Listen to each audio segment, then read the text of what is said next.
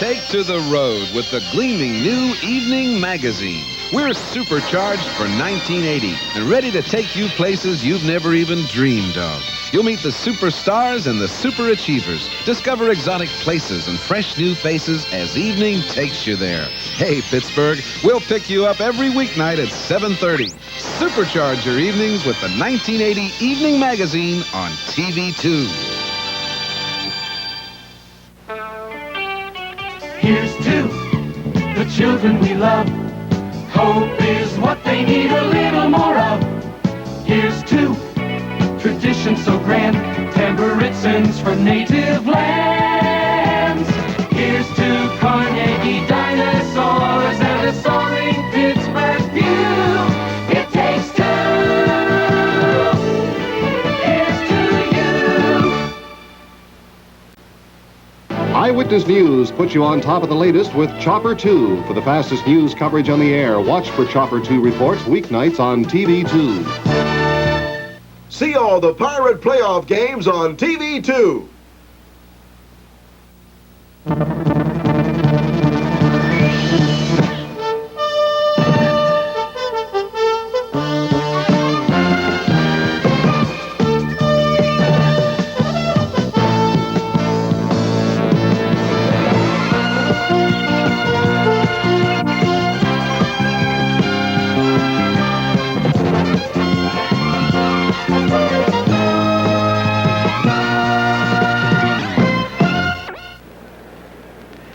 KDKA-TV 2 presents Pirate Baseball 79.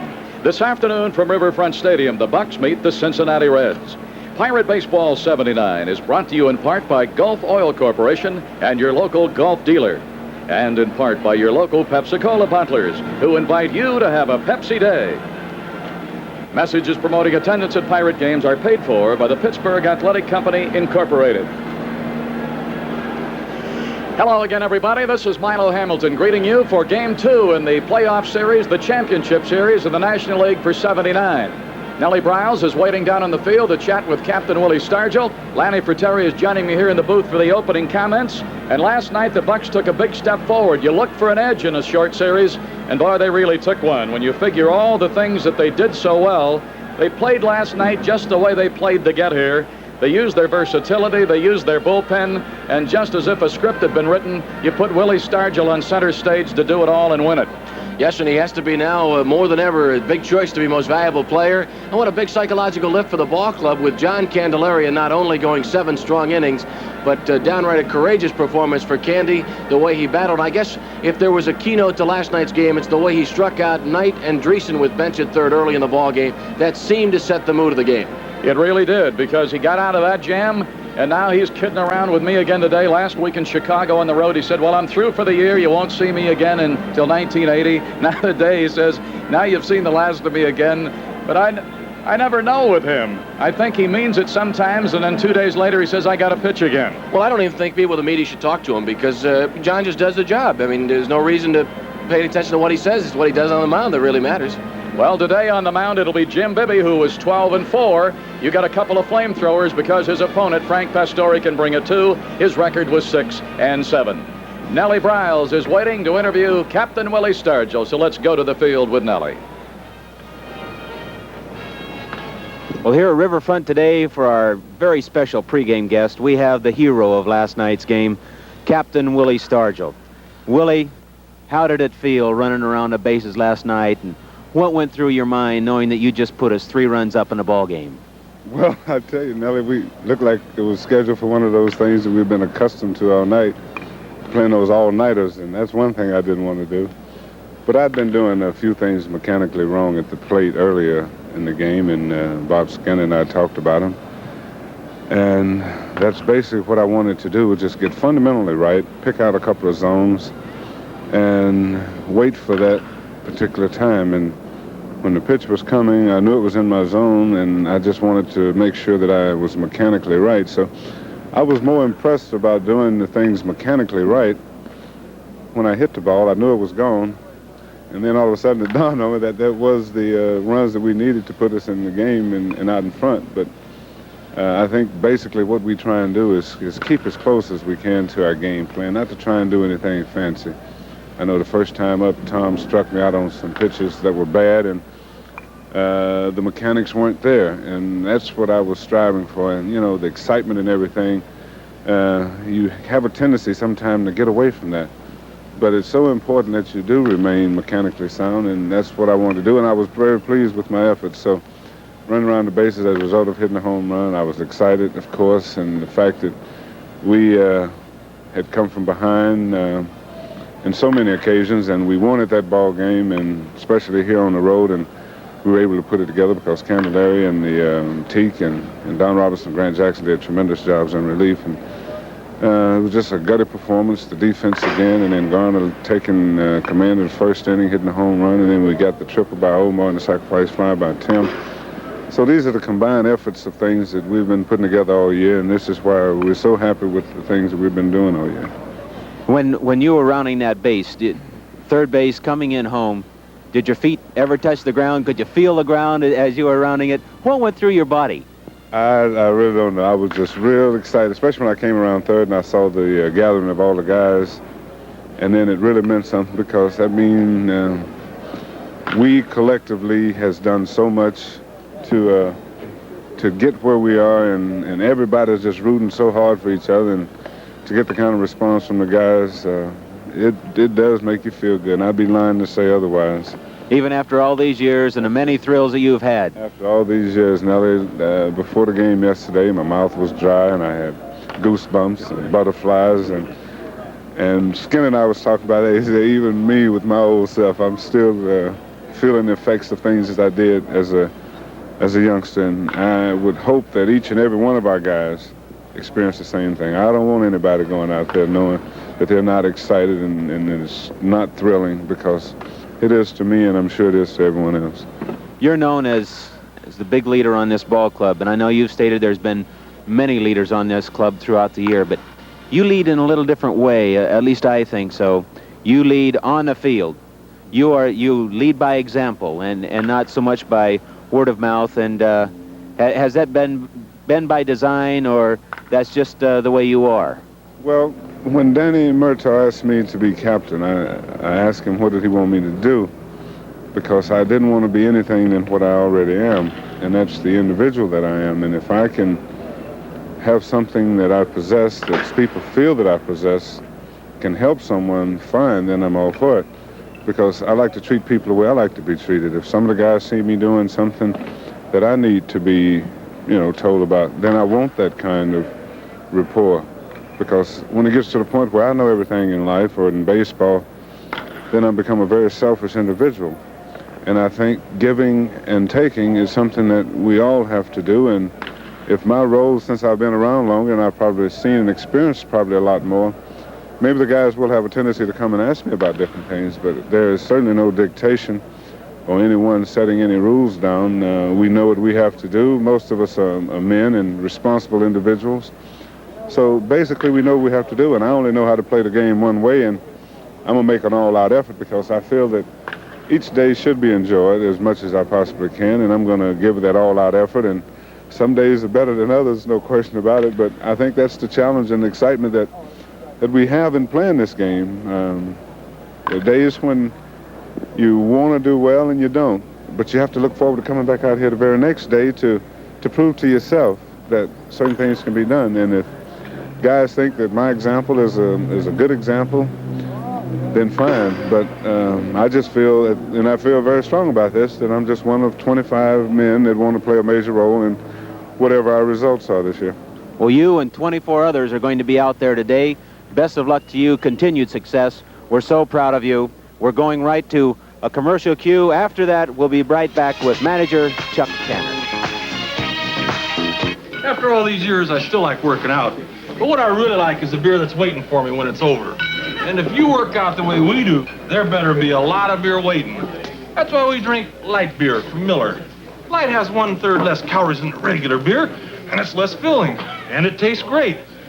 Take it from a guy who works out a lot. Could really use one right now. Here you go, Bruce. Light beer from Miller. Everything you always wanted in a beer, and less. What we have with us is our special guest, manager Chuck Tanner.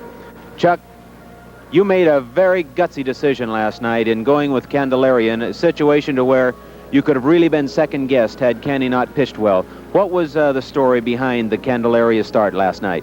Well, a couple of days ago, he pitched about 1/3 of an inning, and the day before that I was in the bullpen with him watching him throw, and he just threw the living daylights out of the ball, and I knew he'd be all right, and that one outing on the mound really helped him. He said he was ready, and the way he can throw, he's a money pitcher. I knew that the pressure wouldn't bother him. I knew the big crowds wouldn't unsettle him, and he's as great as anybody. I think he's as great as Tom Seaver, and we had to put the big man out there against their big man. Last night's win. We go in today's game 1 up, and if we can win today, then it's 1 out of 3 for the next series. What does that do for a ball club spirit, and what does that do for you managerially speaking? Well, it really, we win today, it's going to really help us because the pressure really has to be on the other ball club. Cincinnati, they can't afford a mistake. They're going to have to go with everything that they have to try to win the next ball game.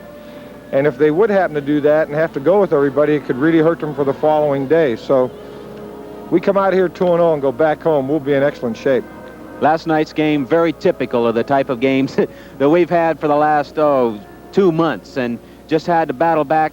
You've got to feel that the spirit in the clubhouse, the 25-man theory that you've had and Willie Stargell has had, that has so much to do with the spirit on the ball club. Well, I think so. They all know they're going to play. If the situation arises, we're going to use them. We have faith in everybody. That's how we got here, and that's the way we're going to continue to play. Well, Chuck, good luck today. Continued good luck. Let's bring a championship back. And now let's go back upstairs to Milo and today's lineups.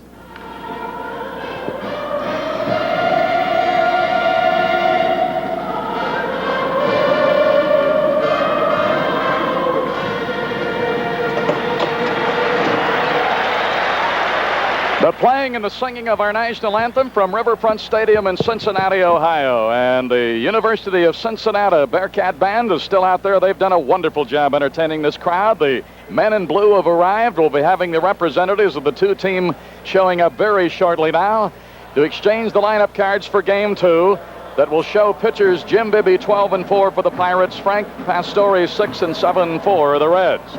I want to remind you, during today's baseball game in the playoffs, we'll have 3 Giant Eagle home run sweepstakes innings. The jackpot is now $400, so I know you want to stay with us for more home run sweepstakes excitement. I'll be back with the lineups right after this message. 43 miles a gallon, coming right up. Flash your mileage extender? $19.95, right down the drain. Here we go. People do some crazy things to get better mileage. So Gulf would like to recommend a few that aren't so crazy. Like removing that extra weight, replacing a dirty air filter, maybe even correcting a small mistake. Here's your problem, sir. It's smart to get the most out of the gas you buy and the place you buy it. All right, now let's look at the starting lineup for the visiting Pittsburgh Pirates, who go in 1-0 in this second game. Omar Moreno will lead it off and play center. Tim Foley, the shortstop, will bat in the 2-hole. Dave Parker's in right field, batting third. The cleanup batter, Willie Stargell, playing first base. John Milner will bat fifth. He'll play left field. Bill Madlock is batting sixth and playing third. Ed Ott will do the catching again today and bat seventh. Phil Garner batting eighth and playing second. And Big Jim Bibby, 12-4, 1-0 with the Reds this year. That is also his lifetime against them. So that is it. The top third, Moreno, Foley, Parker. The middle third, Stargell, Milner, Madlock. The bottom third, Ott, Garner, and Bibby. For the Reds, Dave Collins will lead it off and play right. Joe Morgan, second base, batting second. Dave Concepcion is the shortstop, hitting third. George Foster, the left fielder, is batting cleanup. Johnny Bench will do the catching and hit fifth. Dan Dreesen's at first base, and he'll bat sixth. Ray Knight at third base, and he'll be batting seventh for John McNamara's Reds. Cesar Geronimo in center, batting eighth, and Frank Pastore with a record of 6-7, 0-1 with the Bucks. That is also his lifetime because he was a rookie this year. He's an impressive pitcher, and as the Reds take the field, Pastore will be headed for the hill in a moment. With this lineup of the top third, Collins, Morgan, and Concepcion, and the middle three, Foster, Bench, and Dreesen, the bottom third, Knight, Geronimo, and Pastore. Pastore now, as you see, just going across the line. He's a flamethrower. With the two guys going here today, Nelson Briles, it's possible they might have to measure the mileage on the Richter scale rather than miles per hour. They both can bring it. They certainly do. And we faced Frank Pastore in his first Major League appearance. And even though we knocked him out somewhere in around the 4th inning, he was still throwing the ball very well. Was sent to the minor leagues, has since come back and established himself as their number 2 pitcher in their rotation. Throws the ball very well. In all fairness to him, the day we knocked him out, he was really put on the spot. That was the day Seaver tried to warm up a couple of times, and I don't mean just briefly. He was down in that bullpen. Pastore really went to the hill in that game on short notice. Well, he certainly did, and it's difficult to prepare for a game when at the last minute they said, hey, the starter can't make it, you're in there. And it's his first Major League start. It's against a fine Pirate ball club. A lot of pressure was put on him, and maybe that's one thing that has helped him have the success later in the year. All right, his battery mate is Johnny Bench. They're infield first around to third. 22, Dan Dreesen is at first. Joe Morgan, number 8, at second. Shortstop Davey Concepcion, number 13, is the shortstop. Ray Knight, 25, at third. In center field today, they've changed it. It'll be Cesar Geronimo, number 20, since we're starting the right-hander. George Foster, their kingpin in left, number 15. And Dave Collins, 29, in right. Pirate coaches are Al Monchek at first. Joe Lynette at third. Pastore is getting close now to being ready. And Johnny Bench directing the youngster. Well, last night there were so many things that went according to the script of the 79 Pirates. Gar's home run got us off and going. The sacrifice fly by Foley. I thought that one of the keys and one of the turning points was when Bench got the triple and they did not score. Another one was, of course, the outstanding infield play again by Madlock and Foley and Garner and Stargell. They all came in for a piece of the credit there with the double plays and the other fine play on the infield. I thought the versatility came through along with the bullpen. That was one of the big points that I tried to make during yesterday's pregame and also on other shows over the weekend, that when we got here, the maneuverability that Chuck Tanner had would help him. When we saw that come to the front last night when he pinch ran for Foley as regular shortstop, and we went on to get the big home run from Stargell and take the one-game edge. Moreno is ready. We're all ready. And the first pitch of this game from Pastore is a strike, and we're underway. Moreno last night was 1 for 5. Their center fielders playing him straight away. The other two outfielders are fanned toward the foul lines. Fouled off, and it's strike 2 to the Antelope. Foley will be next, then Parker. Oh, it broke out into a beautiful day, ideal for the players here. Another day when a pitcher's got to feel like he's pumped up when he gets out here today. Well, today it's a beautiful day to pitch. Nice, cool breeze blowing. A thing that might come into play later in the game is a Sunfield and left. Bouncer Morgan. Made it close. But they got him, and it's one away. Morgan to Dreesen, second to first. Moreno out on the ground ball. It looked as though maybe Morgan had just ever so slightly a bit of trouble getting that ball loose to get it out of there. Omar hits the ball up the middle just a little bit. Morgan, playing him relatively up the middle, has a little trouble putting a clean handle on it. And with the speed of Moreno, you can't take anything for granted. Almost beat the play, but Morgan got him in time. Here's Tim Foley, went 2 for 4 last night, drove in a run with a sacrifice fly. He's playing on 2 legs that have really got him gimpy, boy. There's a strike. If this were the part of the season where you could afford it, we've got about 5 guys who need a week off. But not today. Bounced foul, and it's strike 2, so Pastore gets out in front of both of the hitters. Ended up getting Moreno on a ground ball. Let's see what he does with Foley.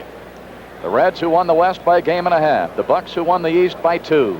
Both came strong after the All-Star game to do it. Each team had to go into the final weekend. Indeed, the Pirates the final day to put it away. Almost chased that breaking ball as he threw it in the dirt, but laid off, and it's 1-2. No game tomorrow. Next game will be Friday at Three Rivers. Do not know who our pitcher will be. They will start Lacoste. Here's the 1-2. Fly ball, right center. Geronimo has the speed to be there easily, and it's 2 down. Foley out to Geronimo in medium right center. Now we'll go to the Cobra. Dave Parker was 1 for 4 last night. came on strong in the last 2 weeks. He hung out some blue darters, I'll tell you, especially in that series over the weekend with the Cubs. If he'd have been hitting like that around Labor Day and gone on a tear, Keith Hernandez would have felt some footsteps.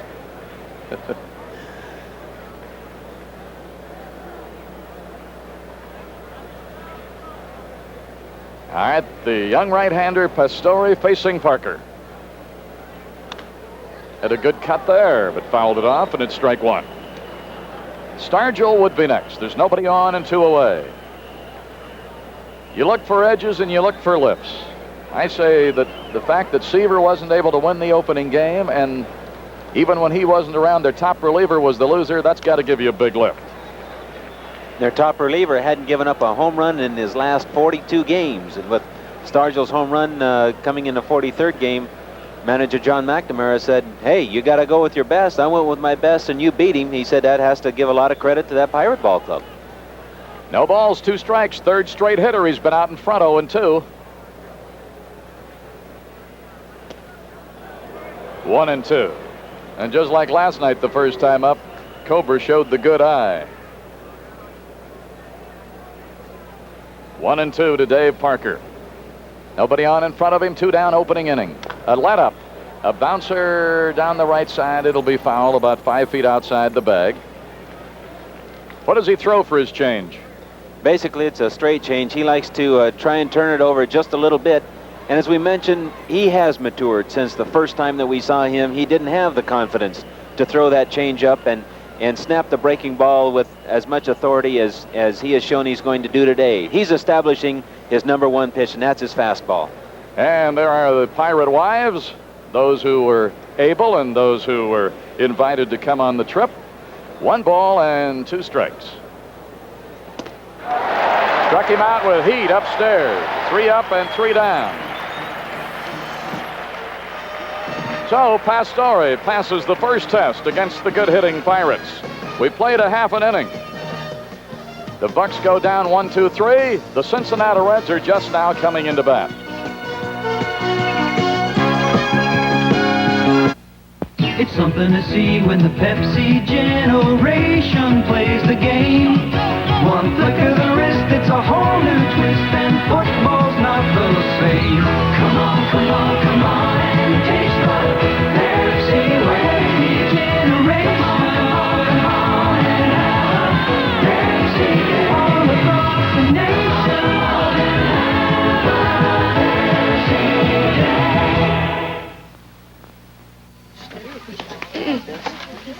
In my neighborhood, I know just where to go to get more for my money. Across the street for the best dry cleaning. For shoes, I come here. And to get more for the money my family saves, we go to our neighborhood Mellon Bank. They helped us choose a payment savings account. And it feels good to know that our money's earning interest right up until the day we need it. Like today. Hey, Ma, I like these ones. Oh, good. You get a good feeling for saving at your neighborhood Mellon Bank. All right, Jim Bibby getting in the warm-up tosses, 12-4. When he stepped into that rotation as the other starter, well, he really came on and did his thing, and especially the 2 big games against Chicago, he just pitched marvelous baseball. And as you're looking, you see the defense that will show Ed Ott as battery mate, Stargell and Garner on the right side of the infield, on the left side, Foley and Matlock. The outfield left to right today, Milner, Moreno, and Parker.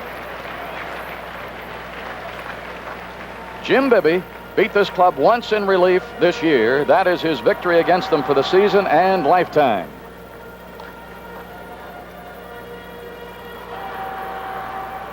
They talk about some pitchers maturing later in life as far as doing their best. Even though Bibby had some flashes of form at Texas and at Cleveland, I really believe he's pitched his best baseball the last 10 or 12 weeks.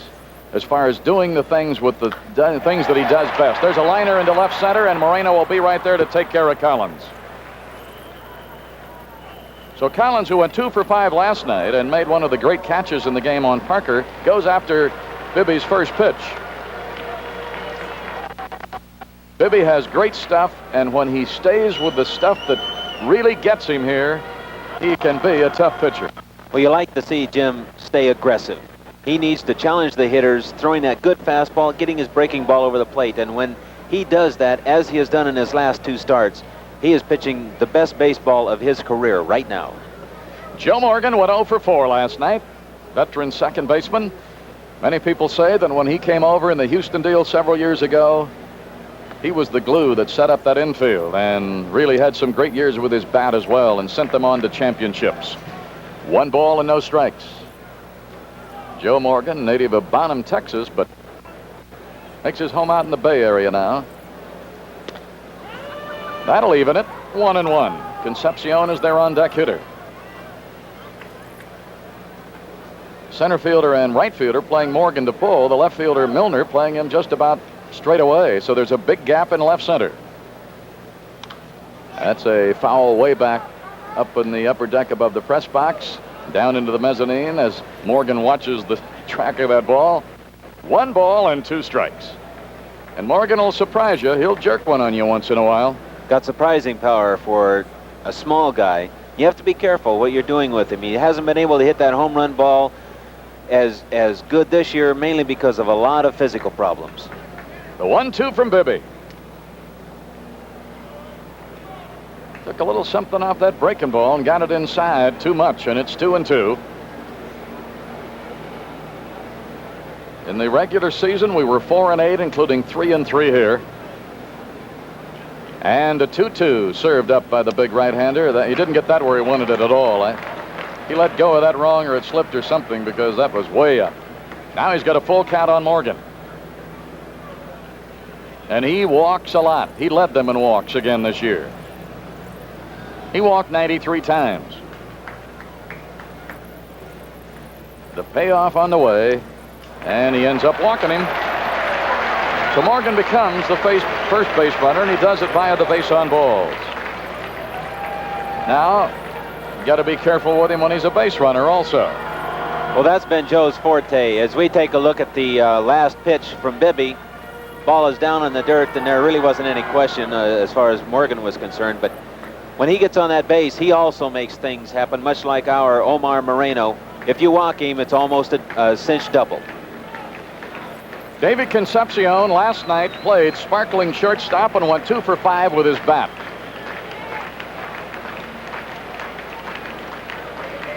Now the Cincinnati crowd coming to life a little bit as Morgan is sent back to the base by Bibby's throw over.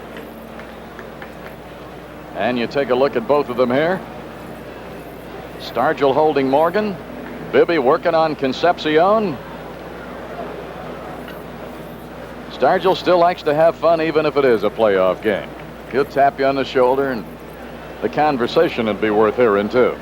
Morgan's been a regular at Willie's bowling tournament every fall, and they're pretty good friends, but not right now. He's edging a little and he's going. You don't throw him out on that steal.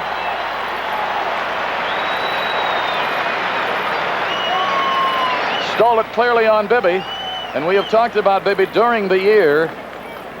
Now here it is again. Well, Ed Hott comes out of the chute pretty well, but Morgan got such a good jump, and knowing that Bibby is slow to home plate, figured that just a good jump is all I need, and he was off and running with a play, beats it easily. Bibby with that big long trunk. Although I would say the second half of the season he improved a lot on holding the runners. Fly ball, right field. Parker's going to be right there. Morgan will not have any thoughts about moving over to third against that rifle, and it's 2 away. Yeah, Joe just goes halfway, knowing that against that kind of an arm, there's no percentage in trying to go to third base. And especially with Foster coming up. Foster last night 1 for 3, a towering home run to deep left center. He was 1 for 3 with the homer and drove in a couple of runs. He was hurt several of the games that we played them this year, so he didn't have those big figures against the Pirates that he usually does. Batting now as you look in from center, and there are certainly all the principles at this moment. Morgan, potential run scorer right there at second. Bibby's on the mound. Foster is the batter. Ed Ott drops the fingers. And let's see what he opens up on him right here. 1 ball and no strikes.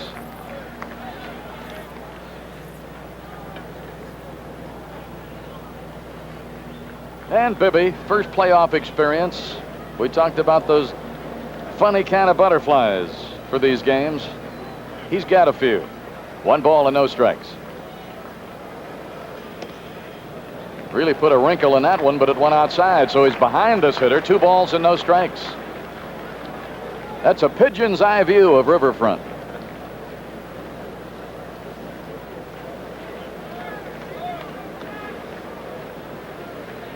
Two balls, no strikes. Morgan walked after 1 out.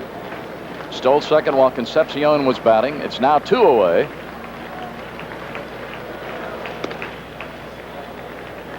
Well, he's worked him 3 different spots and missed all 3.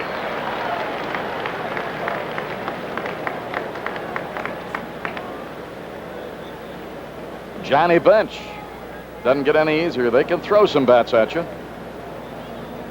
Bench is on deck over to the right side. Bibby taking a little extra time. He'll be the guy that'll produce the most perspiration here today, even if it is a fall day. Walked him. That's 2 walks in the inning. Now he's got to look at Johnny Bench as Foster reaches first. There's Morgan at second. 2 down in the opening inning, and Johnny Bench stepping in. Last night, Bench was 2 for 3.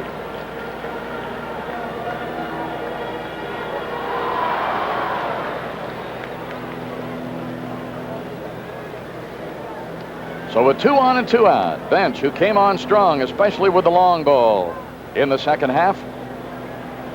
Playoffs, nothing new to this fellow. And it seems like he's one of those playoff and World Series and all-star guys who rises to the occasion when the full spotlight is on.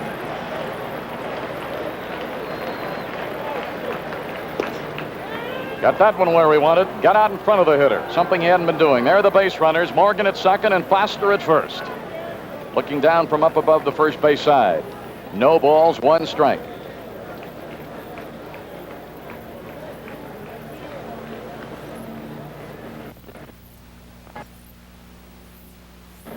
Bibby agrees to the sign. He's got a strike 1 count on the Cincinnati catcher. Power against power.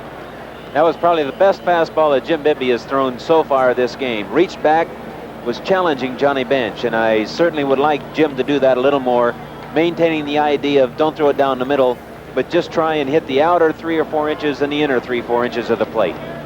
So he's changed the pattern here. He fell behind 2 or 3 hitters. Walked Morgan and Foster. Now he's in front of Bench. 0-2 pitch.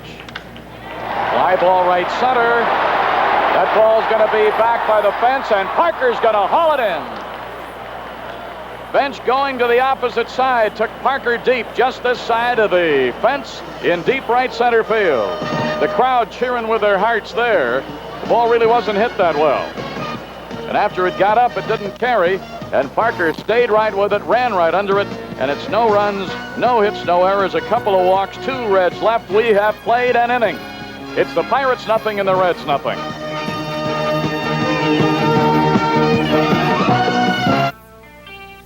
Here's to the Pittsburgh we know. Hey world, we've got the city to show. Here's to the Highland Park Zoo and rare birds like me and you. Here's to making a date, dancing, romancing, and getting home late. Here's to grinding it out. We're not fancy, but we've got clouds. 2 is for working a mind to find a view as they climb. 2 is for heaven at Heinz Hall with Brandon. Yes, here's to potholes we've missed, and to joining your lives with a kiss. Here's to friendly, honest people, solid through and through. It takes 2. Here's to you.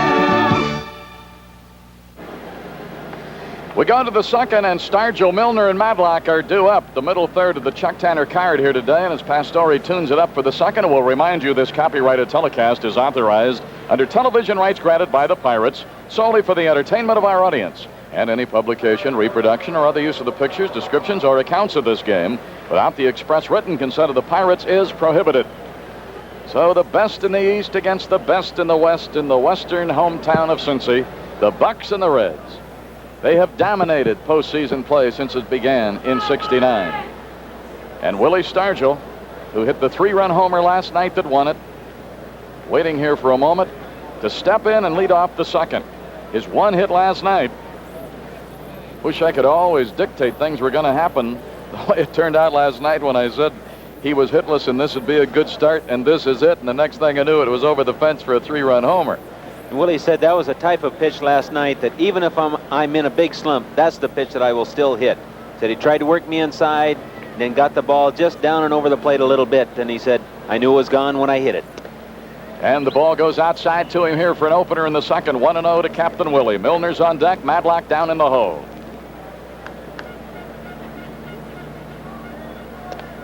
Strike, and it's 1-1. Those of us who have been around long enough to see this guy play all these years and have a title of being the MVP slip away one year, boy, it'd just be poetic justice to see him crown it here at the age of 38 to be the MVP. A lot of us are rooting for that, Milo. You betcha. 2 balls and 1 strike. 2-2. The captain doesn't get cheated. When he swings and misses, everybody oohs and ahs. Pastore working for the Reds. Fouled off. 2-2.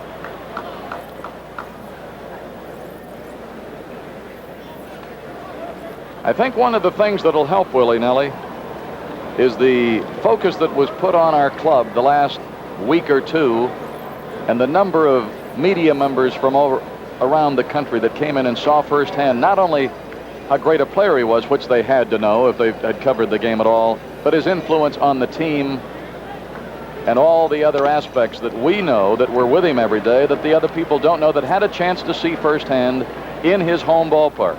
Well, that's certainly true, and to illustrate his leadership, there was one point where everybody was saying, you know, we're tired, we're hurt. Stargell ends up walking to start the second. He's the first Pirate base runner of the day. And as Willie got up on the trunk and he said, hey, we're all tired, we're all hurt, we have to grind this thing out to get it going. And one of the ball players said, yeah, but you aren't playing every day, Willie. You've just been kind of platooned at first base. And he said, is that right? That's the time he went in to manager Chuck Tanner and he said, I'm in there every game the rest of the year. We're going to do it. Nobody's going to say that I'm a part-time player anymore. And he has done it. All right, John Milner, the left fielder, wore a size 5 collar last night, and there's the young right-hander Frank Pastore stepping into a starting assignment in Game 2 of the playoffs. A ball to Milner. He got the Bucks 1-2-3 in the first inning with little or no trouble. Moreno bounced to second, Foley flied to center, and Parker struck out. Now he's walked Stargell as a leadoff batter in the second. Starts off with a ball to Milner. And a fly ball out into left field. Foster flips the glasses right just short of the edge of the track, and it is one away. Milner out to his counterpart, George Foster, in left. Bill Madlock, third base, will step in, and here it is again on that last swing. Milner not being able to get clear through the ball, hits the ball to left field, and we see in Pastore's follow-through that he has basically a good windup, gets all the way through the ball, and took a little off that with his changeup. Madlock went 2 for 5 last night. Doggie'd like to include that game in his season average. That might have been enough to make him a 300 hitter.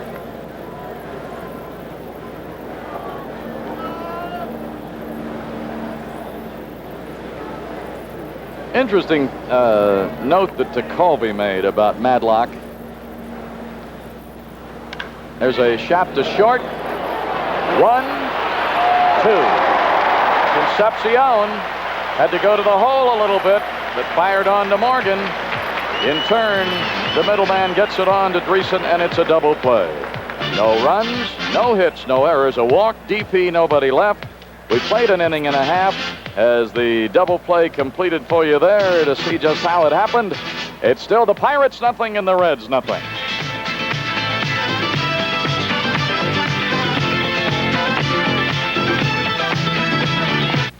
A good quarterback does his homework on and off the field. That's probably why the three of us are all drinking light beer from Miller. See, light's got a third less calories than the regular beer, and it's less filling. Plus, it tastes great. And you know it's important to have a command of facts like that. It's mental discipline, really. You're darn right. Because if you know every position, every option, every formation, you'll never get your signals crossed. Hey, that's my beer, Terry. No, this is... No, wait a minute. Well, you big turkey. Light beer from Miller. Everything you always wanted in a beer, and less. I might have died if it weren't for these ever-ready batteries with a cat on the label. A car had crashed on an old bridge. As I radioed for help, the weakened bridge collapsed. Suddenly, I was 30 feet underwater. I came up dazed and hurt. Am I glad my flashlight had ever-ready batteries? After about an hour, I was rescued. I believe in that ever-ready cat. Get ever-ready batteries in the economy pack. They'll save you money. They could save your life. Hey, listen up, Pirate fans. If you've enjoyed this great season with the Bucks and want to be part of the Bucko... Those magnificent fairs in the friendly skies. Sir, are you familiar with... Then you should consider becoming a Pirate season ticket holder. The Pirates offer many different types of plans, such as full season, night games only, Sunday games only, and a new general admission season ticket plan. It's so reasonable, anyone can afford it. Want to know more about it? Call during the game today, 323-5080. For further information, you just dial 323-5080. Danny Dreesen, their first baseman, will lead it off against Bibby in the second. Nothing but goose eggs on the board as Bibby works to Dreesen. Shot through the right side, base hit. First base hit of this game belongs to their first baseman, Dan Dreesen. So Dreesen on with nobody out, and Knight, the third baseman, will be stepping in. Knight last night was 0 for 5. He struck out to end the game. Don Robinson came out of that bullpen humming. John McNamara's coaches are Ron Plaza at first and Russ Nixon at third. So they've got a base runner on, and Bibby, who walked a couple in the first inning, is going to have to go right back to that stretch.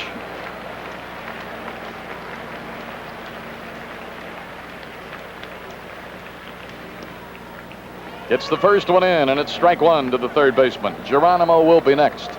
Captain Willie Stargell holding against Dreesen. Dreesen sharply hitting that ball, getting it between Stargell and Garner on into right to start the inning.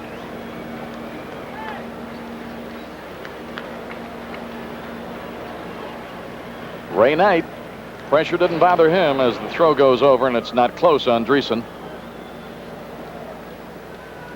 All right, we'll go to the split for you so you can take a look at Bibby as he works on Knight and see what Dreesen might have in mind. He's got good speed, and he's going. Line drive into center. Moreno will throw to third. It will be late. Now throw to first, and he got back. So the Reds first and third the Bucks here with back-to-back singles, and with Dreesen going, he made it easily, and we're going to get another look. The basic hit-and-run play, the ball was down and over the plate. Knight not trying to pull the ball, hits it right up the middle, and good daring base running by Dreesen. Lets his speed take care of himself. Pulls into third, and Matlock thought he had a shot at the runner at first, but didn't quite get it over there in time as Knight came back. There's the running of Dreesen again, just taking that look over. Picked up the ball, followed the ball, knew right where it was all of the time. All right, runners first and third. Bibby in a full-blown jam here with Geronimo, a left-hand batting outfielder. First appearance of this series. Cruz played center for them last night. Our bullpen's going to go to work. It's Jim Rooker. And a strike to Geronimo. The key here, if he could get him with a pitcher due up next. So Jim Rooker, who had a frustrating year with all the injuries and the disabled list a couple of times, knowing that he will not get a start in the playoffs. You look at the runners, Dreesen third, and there's Knight at first. Rooker is the long man here today. Foul back. Got out in front of him, 2 strikes.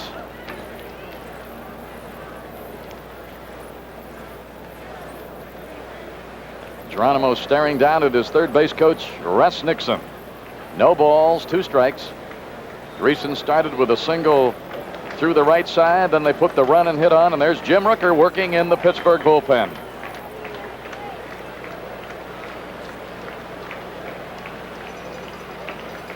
See what he does with an 0-2.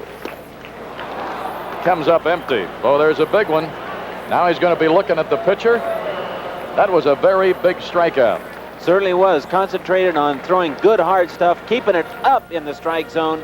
Geronimo is just absolutely not able to catch up with it. Good fastball by Bibby in a key situation. And Pastore will be stepping in. Runners at first and third.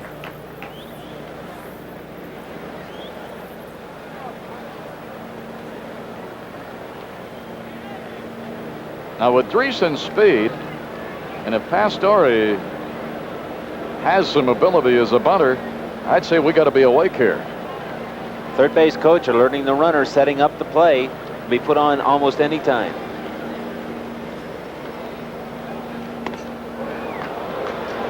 Right now, Mr. Bibby is airing it out. Playing good old country hardball. There's no room for finesse. You have to go get this man right here. If they don't want to bunt, then go for the strikeout. Runners on the corners with 1 down. Second inning, no score. Bibby trying to pitch out of a tough spot here in the second. That didn't miss by much. It'll even the count.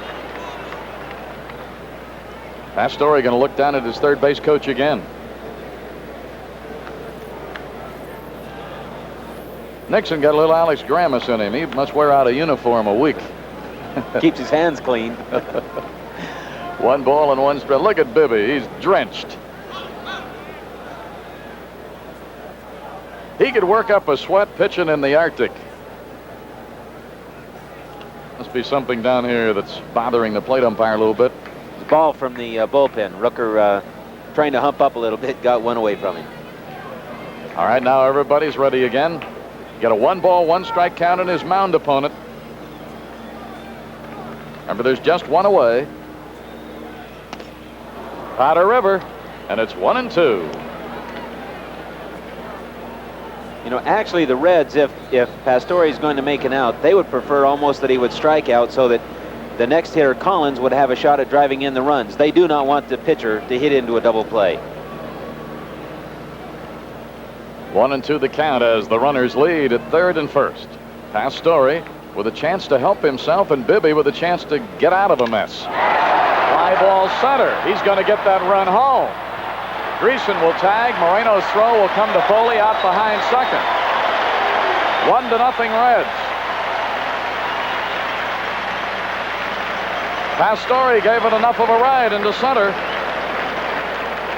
And the Reds break on top. Sacrifice fly RBI for Frank Pastore. Bibby's been throwing that ball by them up there and evidently just didn't have quite as much on that pitch. Pastore able to get enough bat on the ball to drive the fly to Moreno, the run scoring. All right, now he's got to look at the top man in their order, Dave Collins, who in the first inning lined out to center. And he didn't wait long. He got into the batter's box, jumped on Bibby's first offering. But as he lined it to left center, Moreno was right there to grab it.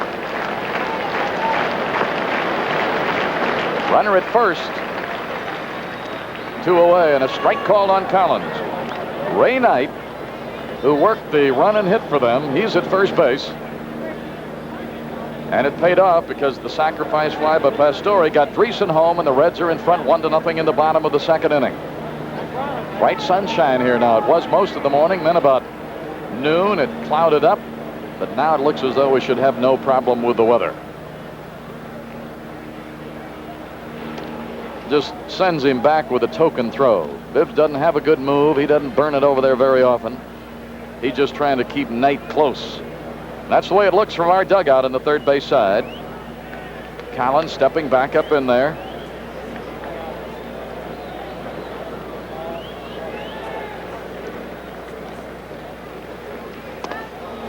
Showed bunt, but took it for a strike, and now he's in a hole 0-2. That's the skipper of the Reds. His first year managing this team. Brought him to the title in the West. Rooker continues to heat up in our bullpen. Collins making him wait a little bit.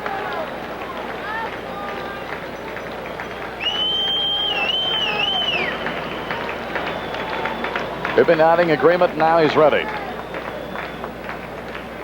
Knight edging but not going. Breaking ball hung it high. 1-2. Joe Morgan is due up next for Cincy. It's number 25, Ray Knight, with a base hit on at first.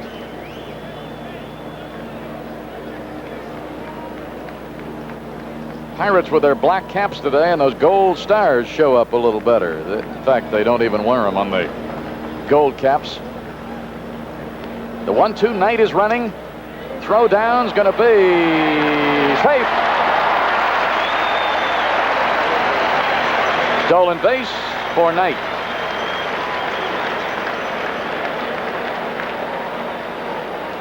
It's a breaking ball with an off-speed pitch. It still comes out of the chute pretty well, and I thought Foley had a shot, but he tags him high, and runner's in there.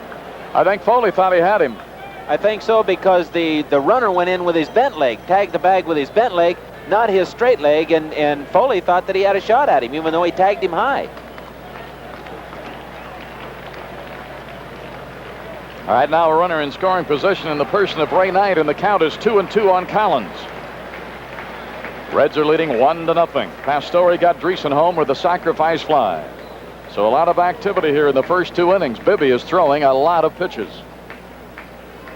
Might catalog that for later down the road. 2-2.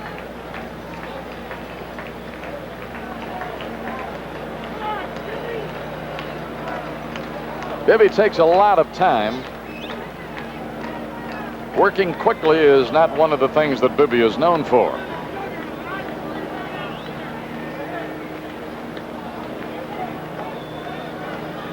All right, with the runner behind him at second, and he'll check back there. Strikes out Collins. Second strikeout of the inning and of the game for Bibby. But the Cincinnati Reds scratch first. They get a run on a couple of hits, a sacrifice fly. There weren't any errors, and one man was left. Knight, who had singled and stolen second, was left right there. So we played 2 innings. The Reds are in front. Cincinnati 1, Pittsburgh Pirates 0. Magnificent fares in the friendly skies. Sir, are you familiar with United Super Saver? Am I familiar? United Super Saver. Save 30% Friday through Sunday, 40% on night coach. Save 40% Monday through Thursday, 50% on night coach. And United has Super Saver to more of this land than anyone. That's magnificent retention. Really? Now your name, sir. Let's see. Fly the friendly skies. Call your travel agent. The Fiat Strada will go well over 300 miles on a tank full of gas. That's a lot farther than the gas engine Rabbit. Thanks a lot. Say, what is this? Strada. The Fiat Strada goes farther than a Honda Civic 1200. Hey, what is this? Strada. It goes farther than a Dodge Omni. Strada. What'll it be? Nothing. I'm just dropping them off. The Fiat Strada. Another Italian work of art with remarkable mileage.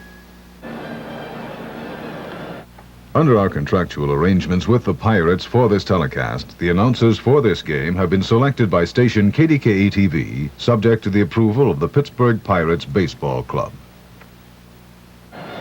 Well, this is it, a chance for another Pirate fan at home to have some fun as we play Giant Eagle Home Run Sweepstakes, and this is it for Harold S. Parsons of Pittsburgh. Harold can root the Bucks home during this half of the third. If a Pirate hits one out of here, Harold Parsons of Pittsburgh going to win $400 worth of Giant Eagle groceries.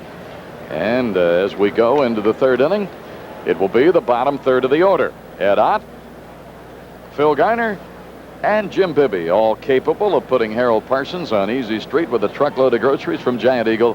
And Ed Ott last night, who was 1 for 5, stepping into the batter's box. Garner, who homered last night, is on deck. Reds with 1 run and 2 hits. Pirates are scoreless with no hits, but we're early. Just going to the third inning. Frank Pastore, who leads 1-0, drove it in himself with a sacrifice fly. Working now to Ed Ott. And it's ball 1.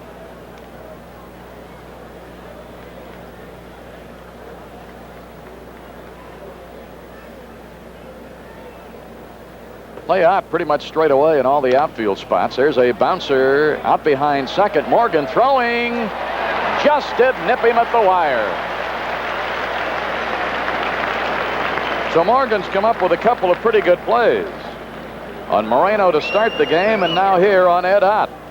Well, it was a chopper that was headed up the middle. Thought Ed Ott might have a base hit, but the ball hangs up just a little bit. Morgan going over, cutting the ball off. Throws on the run and just nips Ed Ott at first base. Nice play, Joe Morgan.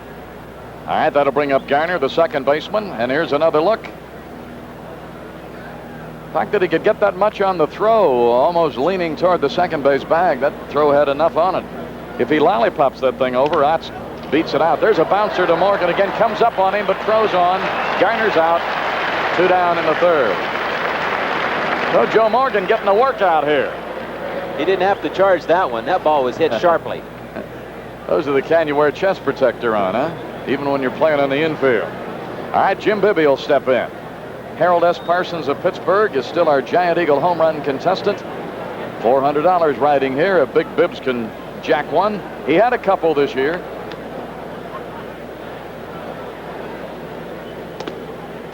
One ball and no strikes.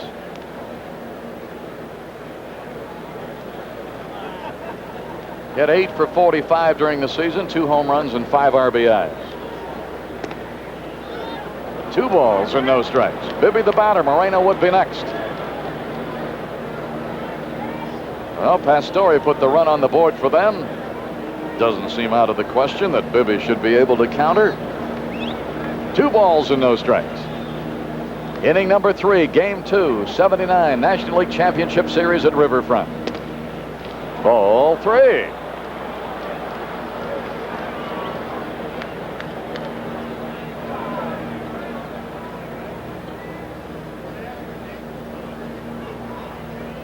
Youngster with a chance of a lifetime here today, Frank Pastore. And a strike to Bibby. 3 balls, 1 strike with nobody on in front of him and 2 down. Ott and Garner both handled on ground balls by Joe Morgan. Pirates still looking for the first hit. And Bibby ends up walking. That'll be the second pass issued by Pastore to go with 1 strikeout. So Bibby putting on that jacket, bench, and Pastore gonna have a little chat as they both head to the hill, but well, that's going on. Bibby is moving down to first base. Omar Moreno will be the batter. Al Monchek checks in with Bibbs. The other walk went to Stargell in the second inning. The oddity of the 2 walks that he's passed out are the 2 guys with the biggest strike zones. Well, I think here with Bibby, he just got a little careless, and then after he fell behind, he was trying so hard to throw a strike, he didn't actually throw the ball. He aimed it, was unable to come back and get Bibby. Harold Parsons of Pittsburgh, still our contestant. There's a fly ball into left center field. Going to be easy for Foster, and the side has been retired. No runs and no hits, no errors. A walk to Bibby, and he was left. No home run was hit during this Giant Eagle sweepstakes inning, but no one ever loses here, and our contestant Harold S. Parsons will receive a certificate for 10 Tasty Cake family packs and a year's supply of daily juice products redeemable at your grocer. Our next Giant Eagle sweepstakes inning today will be worth $500. We played 2.5. Reds 1, Pirates nothing.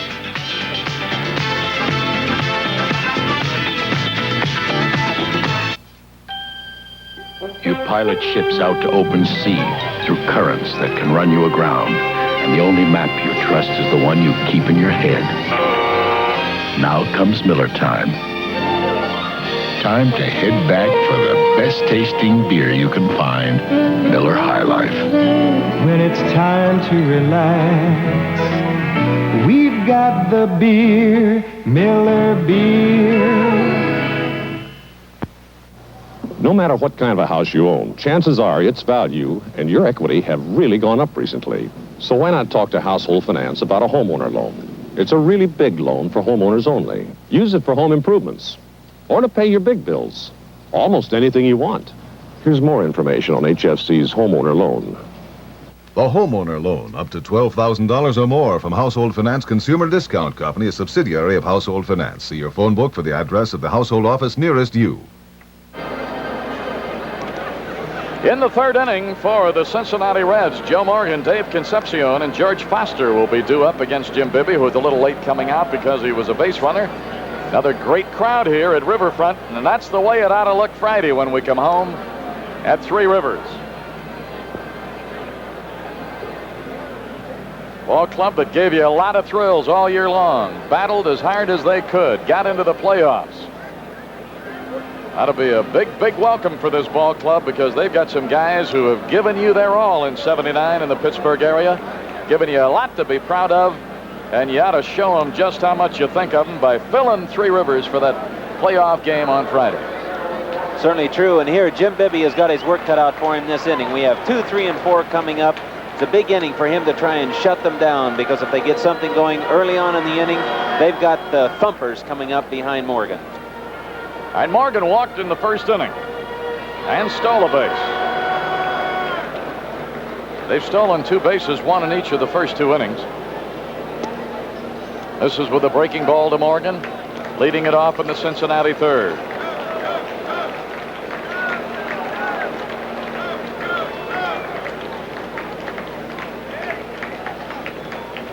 The 1-0 from Bibbs, and he got that one in where he wanted it. Started off with him outside in the first and missed, came inside with that one and evened it. Ball and a strike.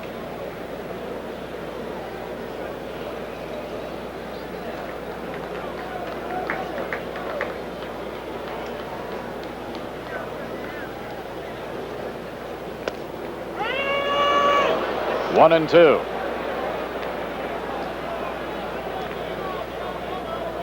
Joe Lynette and Harvey Haddix are usually pretty hard on Bibby each inning when he's in on that bench. There's a high pop. Shallow left center. Foley out. Foley's play to make, and Foley squeezes it. It's 1 away. And by being hard on Bibby, I don't mean that they're cantankerous with him. They just try to keep reminding him, be aggressive. You're better when you do it. And sometimes a couple of guys doing it and not giving you a chance to let up just keeps you right on top of your best pitching. Well, it certainly does, and they do it in a way that they're more reminding him than anything else, and they also want him to be aggressive because it makes him work a little faster. All right, this is Concepcion, who flied to right in the opening inning.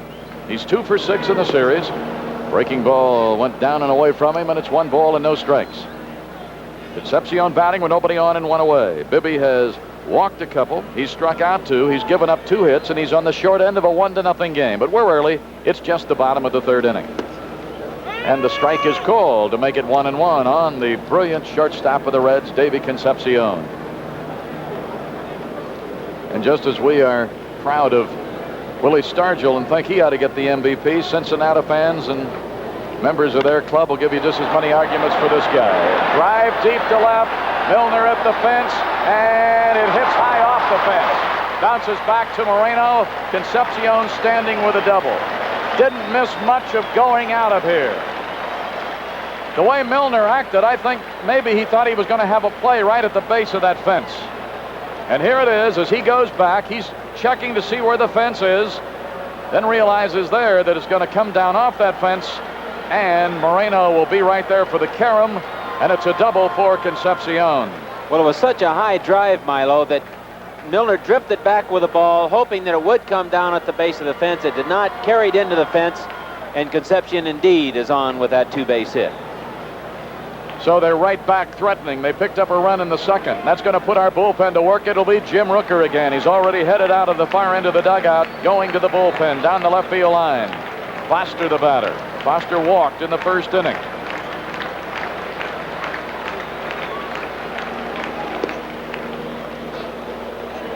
One ball, no strikes. Chuck Tanner now.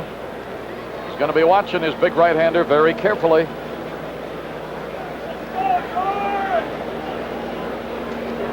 Chuck showed him last night he wasn't reluctant to make moves and use a lot of his bullpen, use his bench.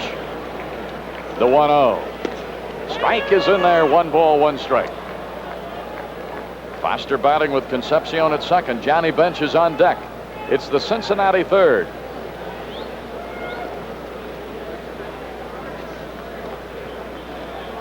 George Foster, the last 5 years, been one of the best run producers in baseball. And Concepcion is his target now, of course. That's up, and it's 2-1. Bibby must keep Concepcion in mind because he has base stealing speed. And third base in the minds of a lot of base runners is easier to steal than second. So we have to watch him. 2 balls, 1 strike.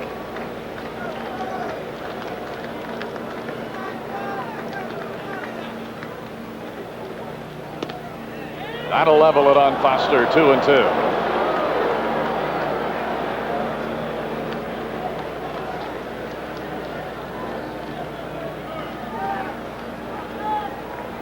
The front of Bibby's cap tells a tale of the kind of a year he has had, as the Willie Stargell Awards are prominent. Pitched some big ball games for us right after that All-Star break and then coming down the stretch. The 2-2. That'll fill it. So with Concepcion going back to touch second base, he's there with a double and 1 away. Reds about hit the Pirates 3-0. Lead in the score 1-0.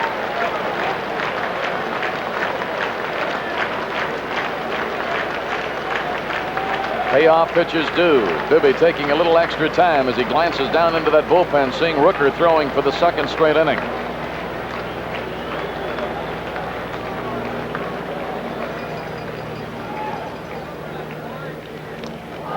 Ended up walking him. Walking Foster for the second straight time. 3 passes issued by Bibby.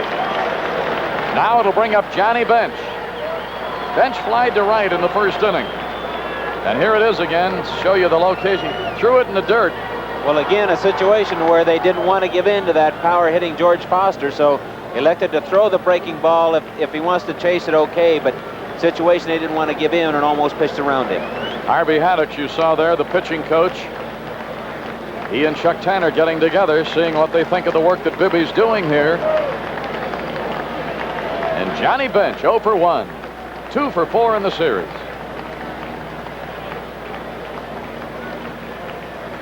Two on, 1 out. There's Concepcion headed for third. The throw is going to be in time. A beautiful throw by Ott, especially considering that a right-hand batter was right there that he had to throw through. Certainly was, and I thought Concepcion had a pretty good jump. And as we said earlier, you have to watch him. There's a breaking ball down and away. Ott came up and put it right on the money. Probably the only type of throw that could got a sliding Concepcion. He had to be going on his own because George Foster did not go ahead and steal second base. He's still at first. Concepcion knows with that look right there that, hey, I got to go. Just didn't make it. Oh, an excellent throw by Ed Ott. Now it's 2 away, and the pitch to Bench is a strike to even it, 1-1. There it is again, and Dog just put that glove down, let him tag himself out as he came into the bag. Well, he certainly did. Put it right there, and you like Madlock because he stays right in there, puts the ball down, lets the runner tag himself out. 1 ball, 1 strike. There's a high pop. Ed Ott and Stargell both moving. Stargell's play to make midway between the line and the mound, and the caught stealing a big play there, and the Bucks get out of it. Bibby was in trouble with a double and a walk, but he gets out of it with nobody scoring. No runs, 1 hit, no errors, a walk, a caught stealing, and 1 left. We have played through 3, another tough, tight one, just like you expected, isn't it? After 3 innings, the Reds won, and the Pirates nothing.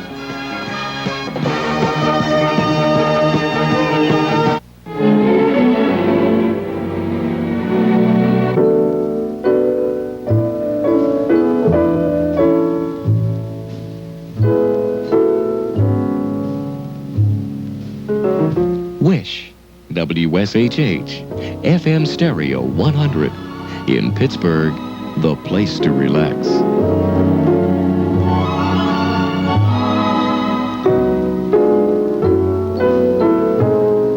Now you can even find generic potato chips at Giant Eagle.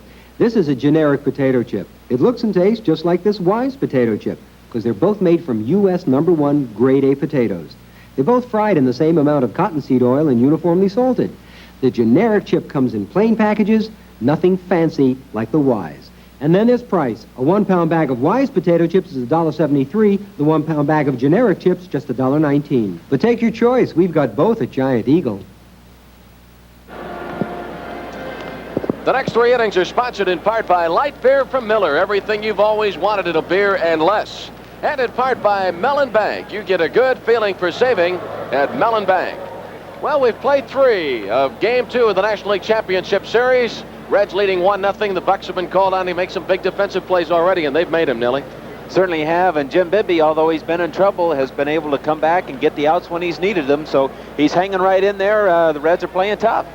Well, it expected to be a great series, and it has been. The crucial game last night, Pirates winning it, now trailing 1-0 as we go to inning number 4 of Game 2. All the color and drama and excitement is here at Riverfront, and of course the scene will shift to Pittsburgh's Three Rivers Stadium over the weekend. Foley leading off the 4th inning against Pastore. And a base hit into right field. Pirates get their first hit of the game. A leadoff single by Foley. And for Tim, his 3rd hit of the series. Well, you know, the Bucks are going to come out swinging. The first pitch that's anywhere close, they're going to go ahead and hit it the best way they can. And that ball was in on Tim just a little bit, but it was up. And he was able to get his hands through and serve it over the second baseman's head. All right, the totals here in the 4th. The Reds, 1 run, 3 hits, no errors. The Pirates, no runs, 1 hit and no errors. Parker, Cincinnati product. He'd like nothing better than to do a number on the Reds in this series. 0 for 1 in this ball game and 1 for 5 in the series.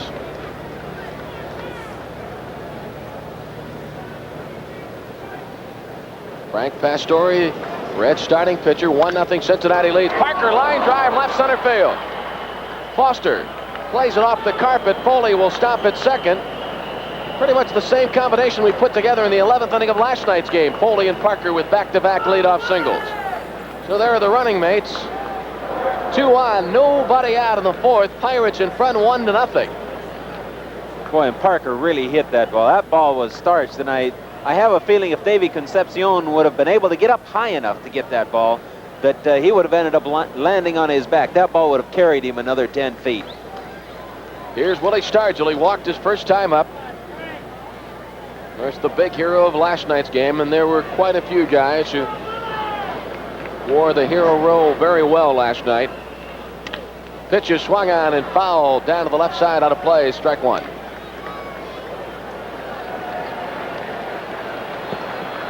Foley, a leadoff single to right. He's now at second.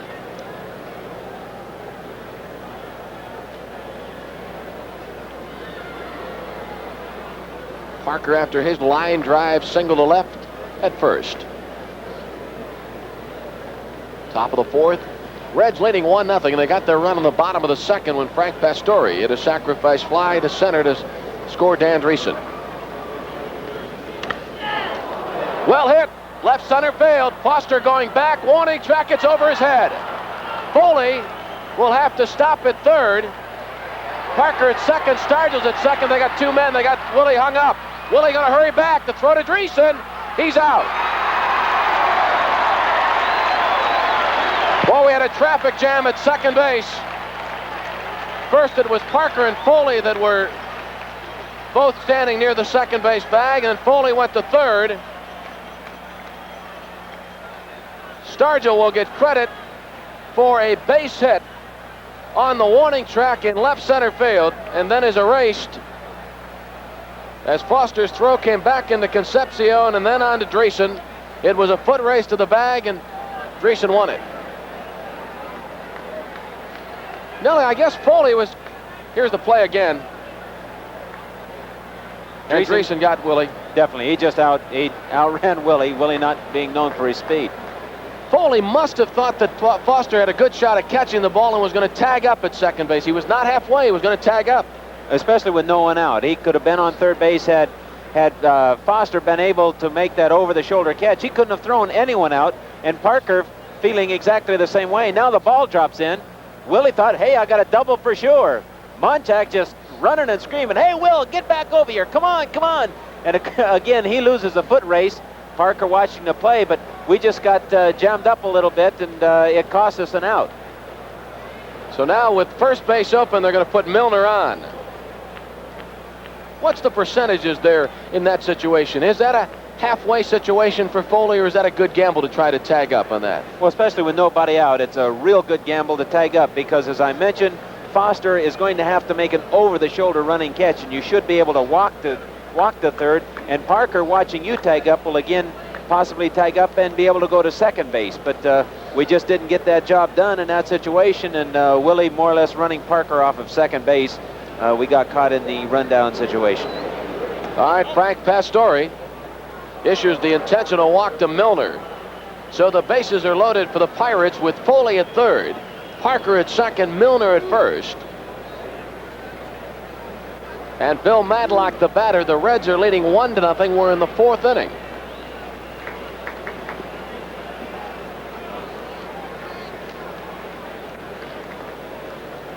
Key to base running. Watch that runner ahead of you. Watch that runner ahead of you. Well, Madlock facing Pastore. The young right-hander really put together an impressive second half for the Reds, and he got the starting assignment in game 2.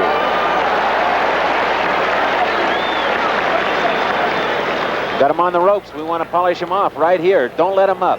Keep the pressure on him.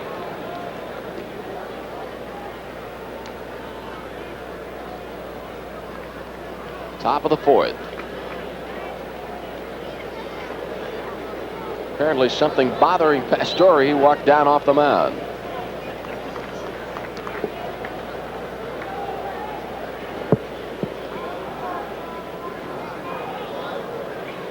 Pastore, as he steps and stands in the center of the diamond, surrounded by Pirate base runners.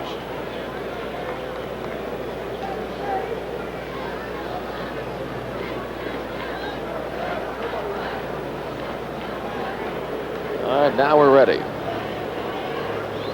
Bench with a sign for Pastore. 1 ball and 1 strike. Foley's at third. He led off the inning with a single to right. Parker, after his line shot single over the glove of Concepcion, he's now at second. Milner received the intentional walk. He's at first. 1 out.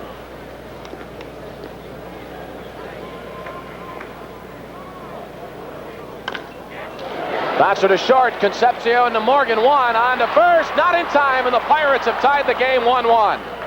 Foley scores the run. Madlock's ground ball. They tried for the double play, but did not get it. Just wasn't hit hard. They tried to turn it. Morgan makes a good pivot, but the speed of Bill Madlock beats the play at first, and Foley does score on the play. Milner coming in on Morgan.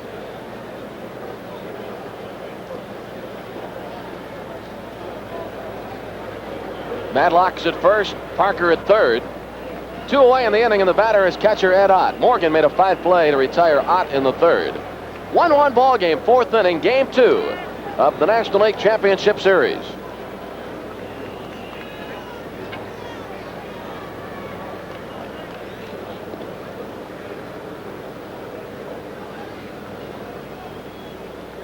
See if they run Madlock in this situation. Not going in the first pitch. That's in for a called strike. Parker over at third. Potential go-ahead run. Madlock, the runner at first. Sets up the situation. If Madlock indeed steals, then they can pitch around Ed Ott, but you have Gardner hitting behind him. Bouncer to short. Concepcion throws to Dreesen. So Ed Ott has been retired twice on fine plays. One by Morgan in the third, one by Concepcion here in the fourth. The Pirates have tied the game up. The Concepcion play to close out the Pirate fourth. The Bucks in the fourth, 1 run on 3 hits. After 3.5 innings of play in game 2 of the series, the Pirates won and the Reds won.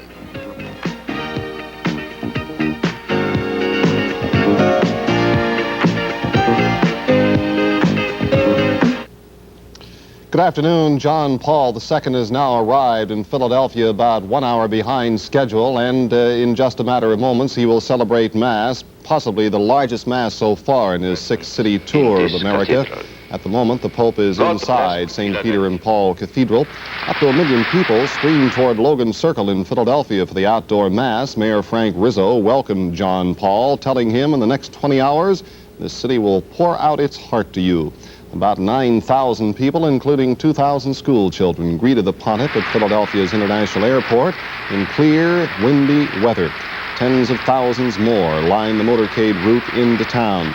At the bottom of the ramp at Philadelphia International Airport, his white garments blowing in a stiff breeze, the Pope was greeted there by Pennsylvania Governor Dick Thornburgh. The governor told the pontiff, your presence here today will move the spirit of our founder, William Penn.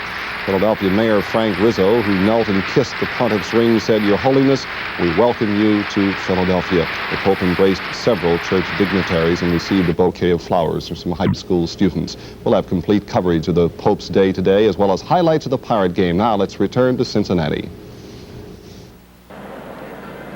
The Pope is in Philadelphia, and Ray Tannehill and Eyewitness News is there. Thank you, Ray Tannehill and the Eyewitness News team for that. We go down to the bottom of the fourth inning in this 1-1 ball game. Matter of fact, the totals are even here this afternoon. The big play in the fourth inning was the play on the Stargell ball. Foley going to tag off second base. Well, at first he was going to play it halfway, and then he saw that Foster was going to have trouble with it. Goes on and tags up. He's coming back, but then he's reading the play. He's trying to see what's going to happen. If they get in a long enough run down, then maybe he's going to try and help the runner out by jockeying back and forth around third base. But we just were running with our heads down a little bit, didn't watch our runners in front of us, and it might have taken us out of a big inning. Dan Dreesen leads off the bottom of the fourth. Dreesen with a base hit scored the Reds run in the second. So that was indeed a pivotal play in a series of plays in the top of the inning, but the Bucks got a run, tied it up at 1-1. Dreesen facing Bibby. And Bibby's out in front of the left-handed first baseman of the Reds. No balls and 2 strikes.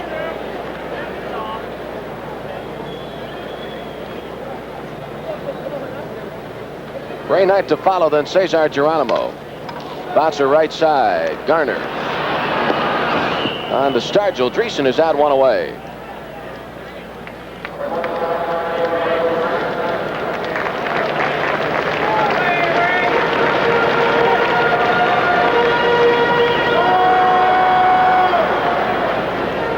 Here's third baseman Ray Knight, had the base hit to center in the second. Ball game tied at 1-1. We're in the bottom of the fourth inning.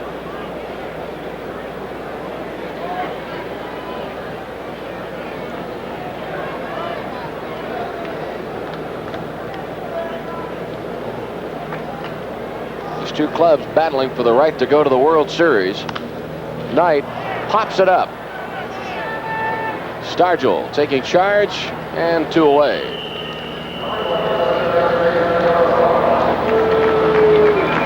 Bibby's not had an easy inning yet. He'd like to have one here.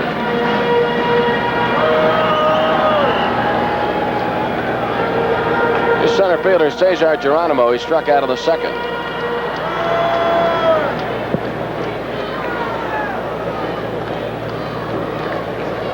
Pirates won and the Reds won in the last of the fourth.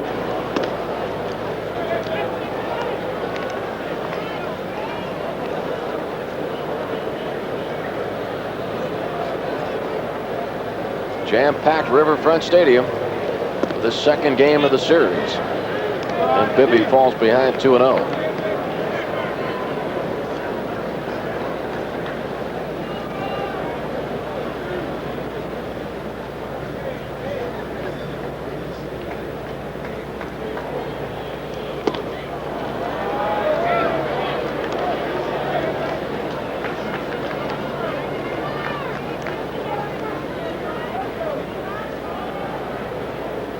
His last 2 starts, complete game victories. Dale Berra not eligible, but with the team, as is Joe Coleman. Bibby wants to come back and get Geronimo here if he can. Make that pitcher lead off the following inning. Well, I tell you, the name Berra, look at Dale. That name has been in postseason competition. Here's the 2-2 pitch. Struck him out. He did get him. So that is strikeout number 3 for Jim Bibby, and the Reds go down quietly in the fourth after 4 innings of play from Cincinnati, Ohio. It's our Buccos 1 and the Cincinnati Reds 1.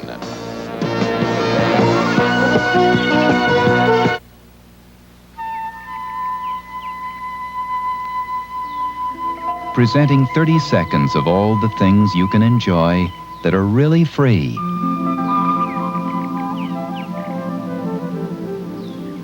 And for all the other things in life, Mellon Bank gives you really free personal checking. Really free checking from Mellon Bank, a neighbor you can count on. Why do John Hancock agents return to the John Hancock Institute? To stay current. That's critical. Things are always changing. To learn about new inflation-fighting plans that give customers an edge. Because you can't plan someone's future if you're living in the past.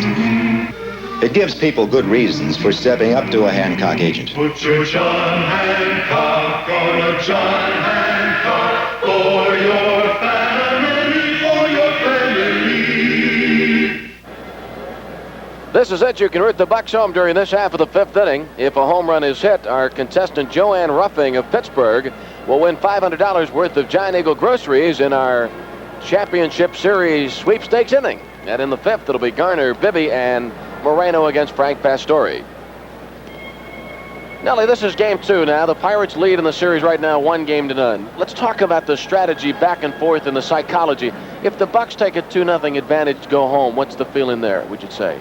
Well, then it boils down to the Bucks only have to win 1 out of 3 at home, and they've done very well at home. It's what it does for the Reds and Johnny McNamara.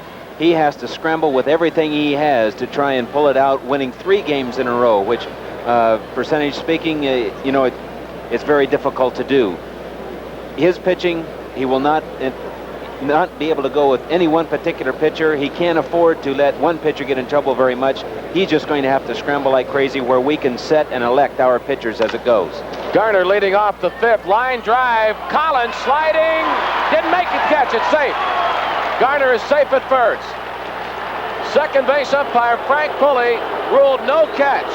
And we're going to have our first major rhubarb of this championship series. Pulley has said no catch. He is the second base umpire.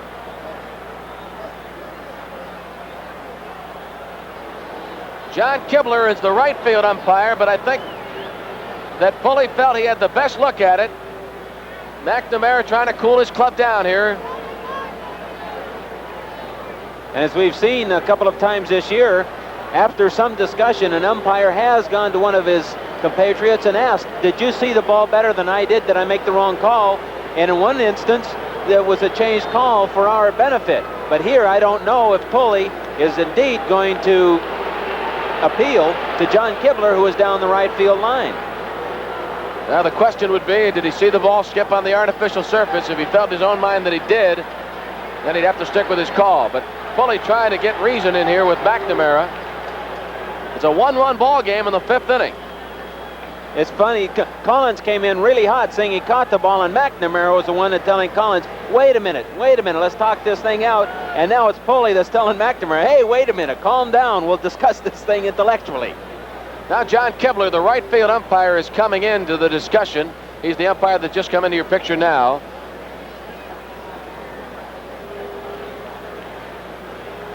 It was Pulley who made the definitive call. He went running out into shallow right center fields, indicating that it was a no catch and that Garner is on the sinking liner.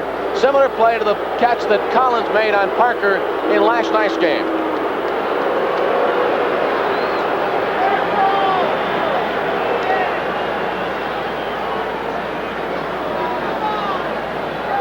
Frank Pulley, second base umpire. Now Ed Montague, the home plate umpire, walking into the conversation.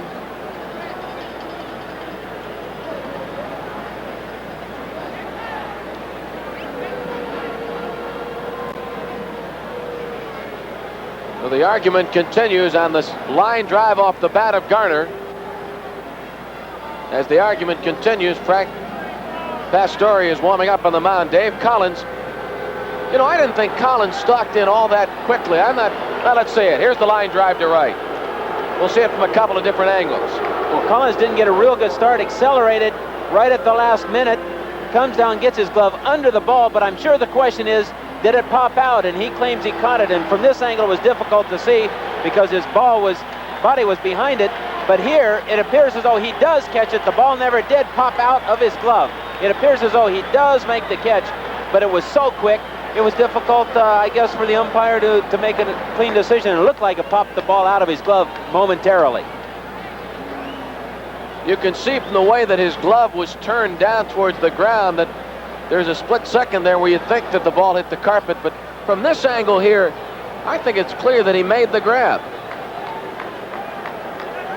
But being the prejudiced Pittsburgh broadcaster that I am, I thought it was safe all the way. Did you really? No, I thought he made the catch. I thought he made the catch from that angle right there.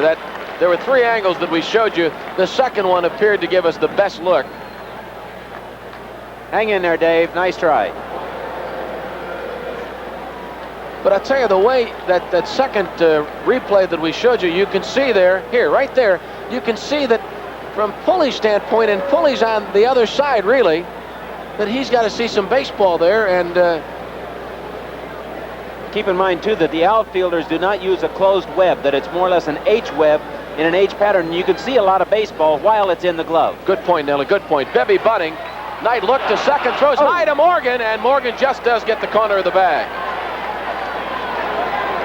So the sacrifice goes 5-4 as Ray Knight kind of just lollipopped the ball to Morgan. Garner moves down to second base on the sacrifice.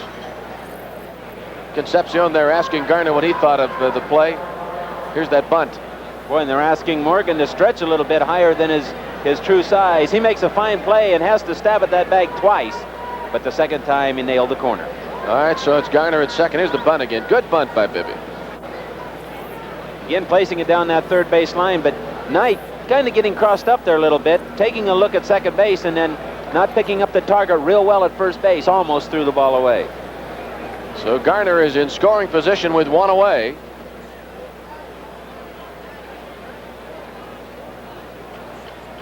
And Moreno, the batter, he's 0 for 2, has grounded out and flied out. 1-1 ball game. We're in the 5th inning.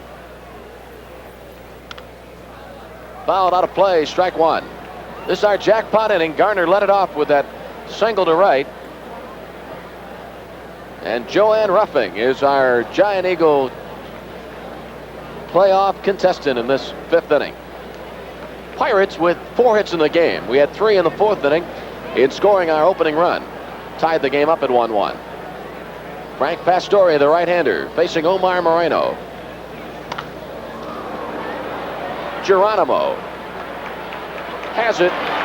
Garner bluffed as if he might be tagging, but never moved. 2 away.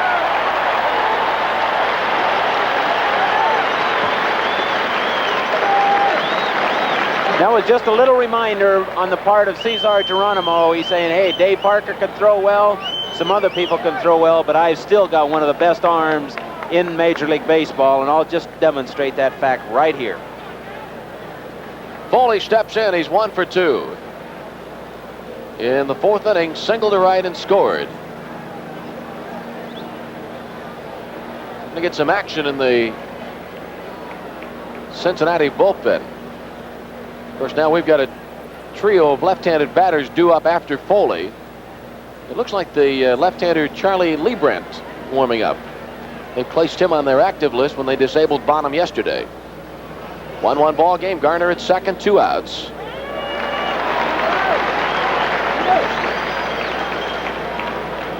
Foley batting for Joanne Ruffing. Chuck Tanner's ball club won last night 5-2, and we're wrapped up in a 1-1 ball game here this afternoon. Watch out. Fouled back this way, no balls and 2 strikes. That's who it is, left-hander Liebrandt.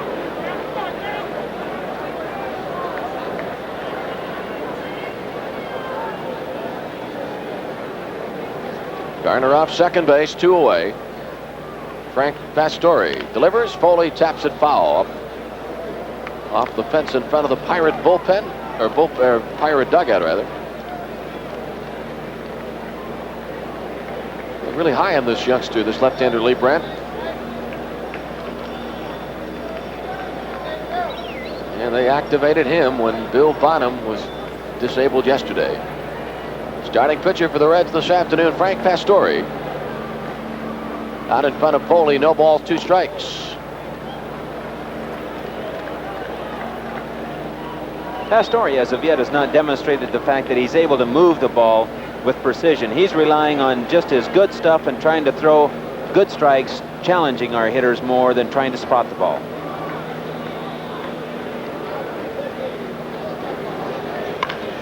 Base hit.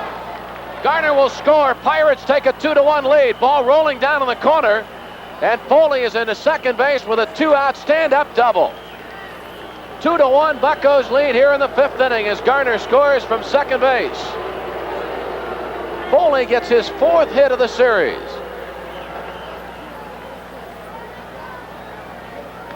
Tim Foley, always been a winner. Feisty shortstop of the Bucks. Trying to come in on Tim, and he gets that short bat right on through, drills it between Ray Knight and the third base bag. It rolls down all the way in the corner. Phil Garner is going to score easily, and Foster just waits for the ball to come out and gets the ball back in. And again, that controversial call in right field helps the Bucks. As Garner reached on that call, went to second on a sacrifice bunt and scored on the Foley double. So Tim, with 4 hits in the first 2 games of the series, picks up his 2nd RBI of the series.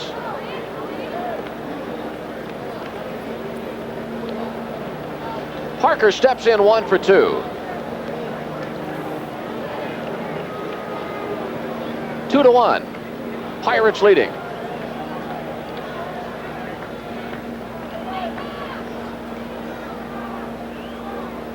Pastore delivers. And a strike on the outside corner. We talked at the top of this inning, and Parker is batting in this jackpot inning for Joanne Ruffing of Pittsburgh. We talked about the psychology, the mental aspect if the Bucks went out in front 2-0. We get a second here, we'll talk about the other possibility.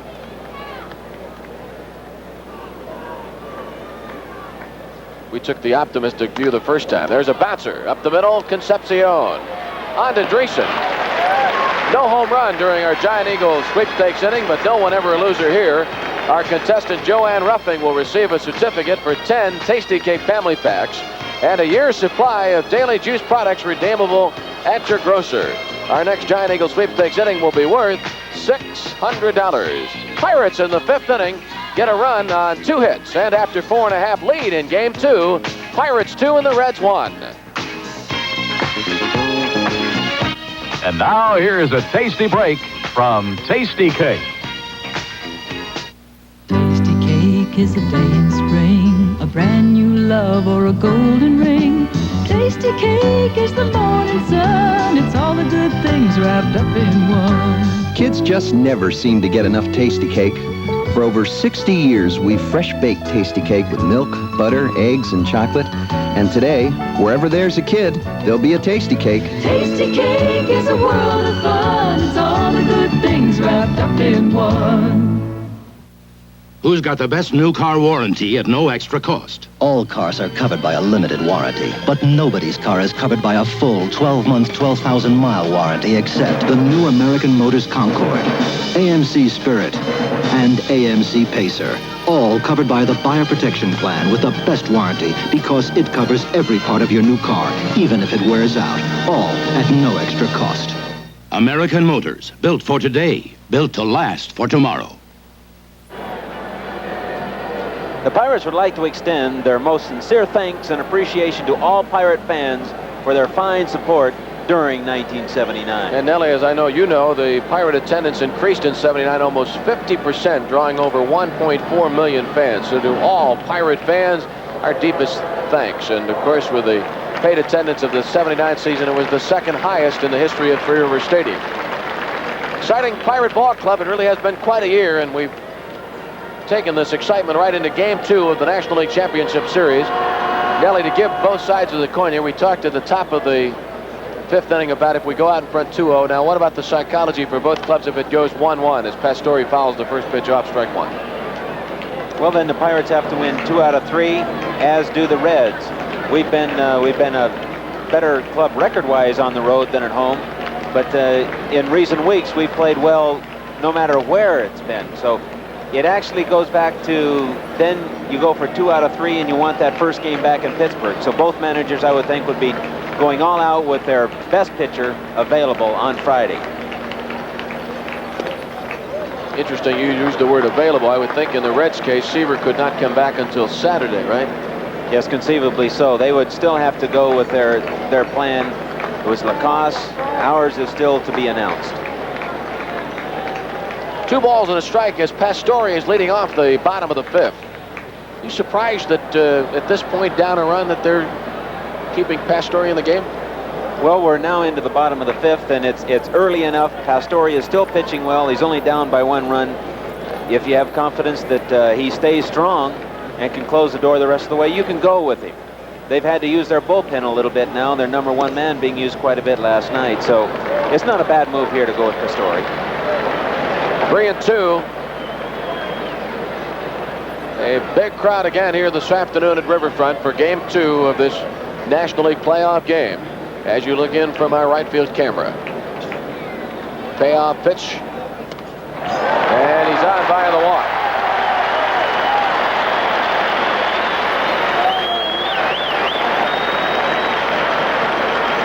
There's the president of the National League, Chubb Feeney, and a couple of the National League general managers just behind him. That's John Claiborne of the St. Louis Cardinals, just behind the president of the National League. They're situated behind the Reds dugout on the first base side, and pitching coach Harvey Haddock's out. Rooker going to go up to the Pirate bullpen. He'll warm up for the 3rd time, and Enrique Romo is going to join him. Well, that does send a manager and a pitching coach up a wall when you walk the opposing pitcher, especially leading off the inning.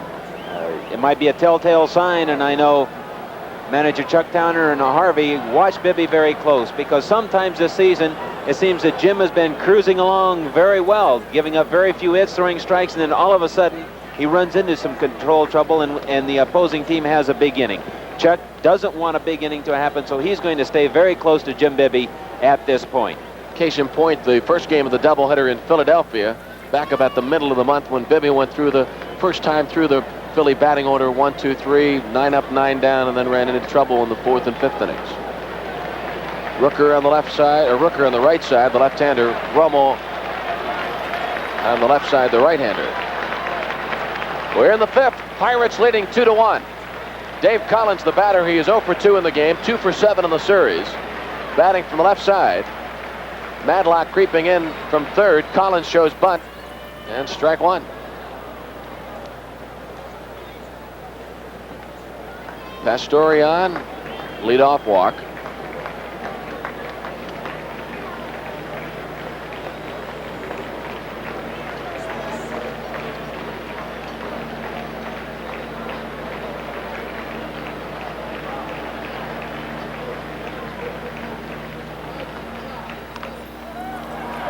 Bibby going to go for the lead man to Foley, and they erase Pastore. Bibby came down the hill in a hurry and teamed up with Foley to get the out at second base, 1-6.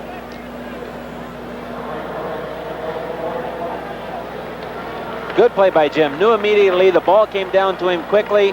The pitcher running. He had a play, instinctively turned and made a good throw to Foley. So Collins is on with 1 away. And the batter is second baseman Joe Morgan. Walked in the first inning and swiped a base. And flied out to Foley in left center field in the 3rd. So Morgan is 0 for 5 in the series. Pirates 2, Reds 1. Cincinnati got the first run in the 2nd when Pastore's sacrifice fly chased Reason home. Then Foley scored to tie the game in the 4th. Then Foley doubled home Garner to put us in front on the top of this 5th inning.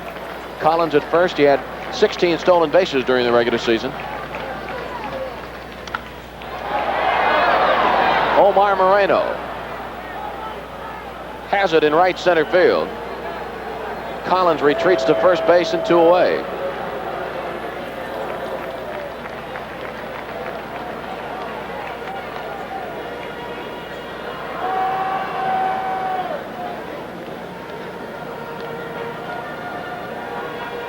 Shortstop Concepcion, 1 for 2. Big play in this ball game was in the third when Concepcion tried to steal third with bench batting, and Ed Ott fired to Matlock and gunned him down. Pirates 2, Reds 1, bottom of the 5th inning. The scene shifts to Pittsburgh. Pirates fly home tonight. The Reds will fly into Pittsburgh tomorrow morning. Game 3 of this championship series slated for 3:15 Friday afternoon.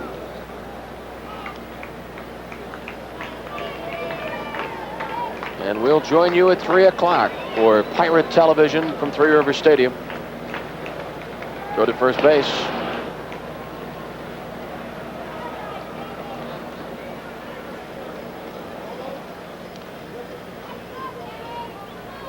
By the way, one of the things that you're hearing frequently here in Cincinnati, there's some talk that they might have to reschedule, or Cincinnati folks think they might have to reschedule a Steeler-Bengal football game that is scheduled for Riverfront Stadium in about 10 days. Cincinnati folks think they're going to have to change it. We, of course, feel that we're going to be in the World Series and they can play the football game right here at Riverfront. We're going to do our best to make that happen.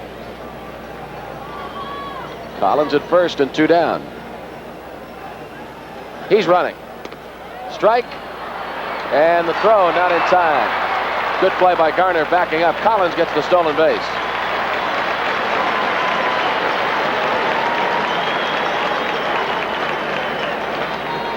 Ed Ott really didn't have a chance to throw out the runner. There was slow movement to a home plate on the part of Bibby. Ball short hop Foley, but it didn't matter. Collins had such a good jump, and with his speed, we really didn't have a chance. And he's in there with that stolen base. Garner alertly and with a lot of hustle is backing up the play, so Collins is unable to go to third. Scraps being right there.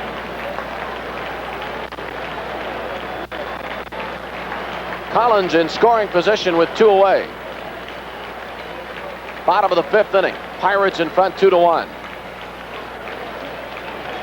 No balls and a strike on Concepcion. Fly ball to right. Parker will take charge. And the Reds are gone in the 5th inning. Cincinnati, no runs, no hits, a walk, a stolen base in the inning. And after 5 innings of play from Riverfront Stadium in Cincinnati, it's our Buccos 2 and the Reds 1.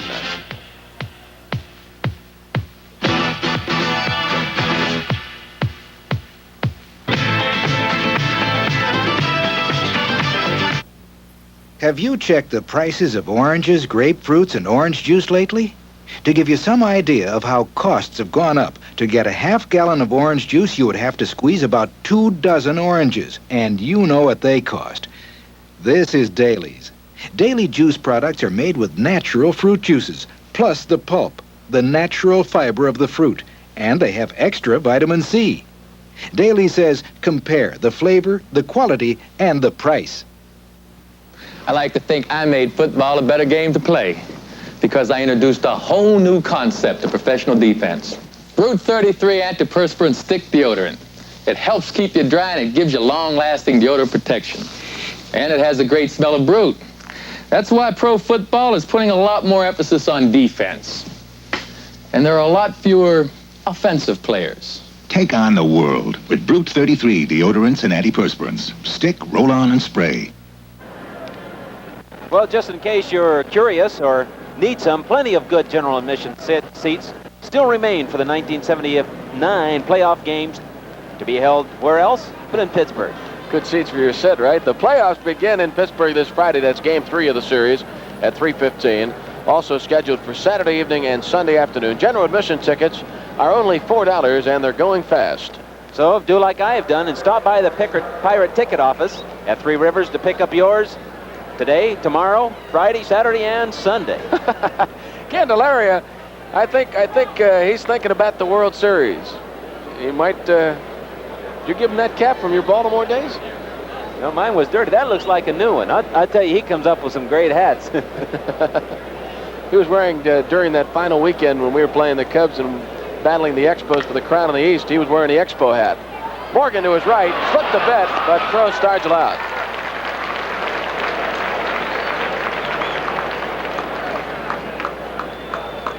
He's hopeful that that's his next start. His next start will be against Baltimore. That's what he's hoping for. So maybe he's thinking about it right now. Put that hat on and burn a mental impression in that mind. Chuck Tanner, by the way, did indicate that Candy would be a candidate for Game 5 of this series if there is a Game 5. And look at Joe Morgan. Handled the play on the Stargell ground ball here in the 6th inning. 2-1, Pirates lead. Milner 0 for 1.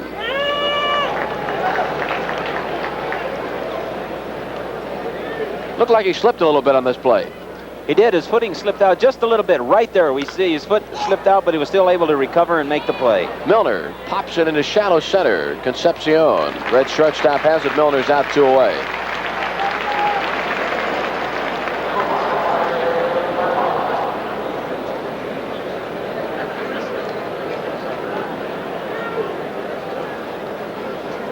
Chuck Tanner commenting before the game about the show that Concepcion put on last night. It was a great ball game. It really was an outstanding game, and this one got to be right up there. 2-1 is the score, 6th inning.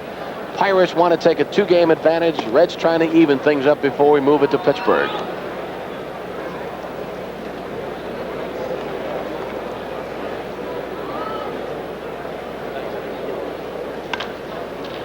Fly ball into center.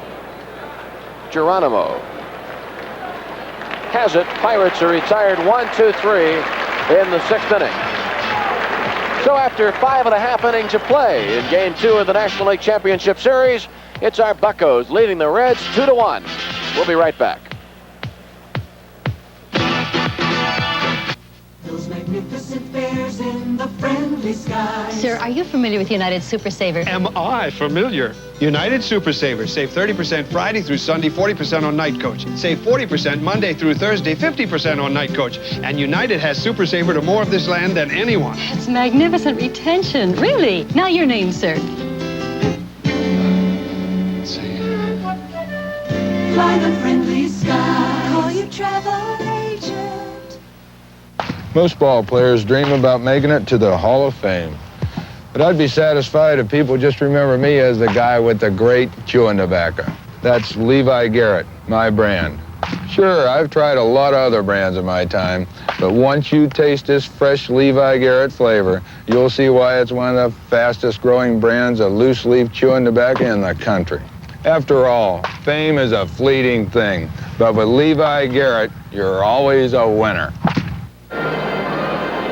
Pirate friends, if you've enjoyed this great season of Pirate baseball and want to be a part of the Buccos in 1980, guarantee yourself seats for the 1980 World Series and playoffs, then you should consider becoming a Pirate season ticket holder. You know, because the Pirates have been very versatile. They offer many different types of plans, such as a full season night games only, Sunday games only, and a new general admission season ticket that's so reasonable, affordable, anyone can afford it, even me. So call 323-5080 for further information. That's right. They come at you a couple different ways. You know, hard stuff in, murky stuff away, full season plans, Sundays only. Got a new left fielder for the Bucs as we go to the bottom of the 6th. It's Bill Robinson. Takes John Milner's spot defensively, and he'll take John's number 5 spot of the batting order. Jim Bibby has gone all the way for the Bucs. Frank Pastore all the way for the Reds, and now it'll be Bibby against Foster. Bottom of the 6th, Pirates leading 2-1.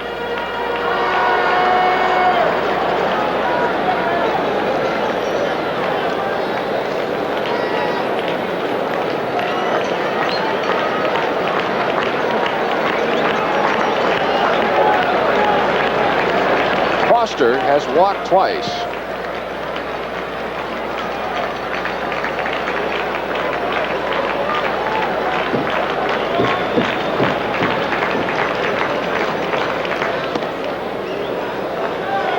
Nellie, what's the book on George Foster? George is, of course, one of the strongest hitters in the major leagues. He likes the ball down and over the plate. But a big thing that has helped him, as has Willie Stargell, is he has learned to hit the ball out anywhere in the ballpark. He doesn't try to pull the ball, and thus he's strong everywhere in the park. All he wants to do is make good, solid, hard contact.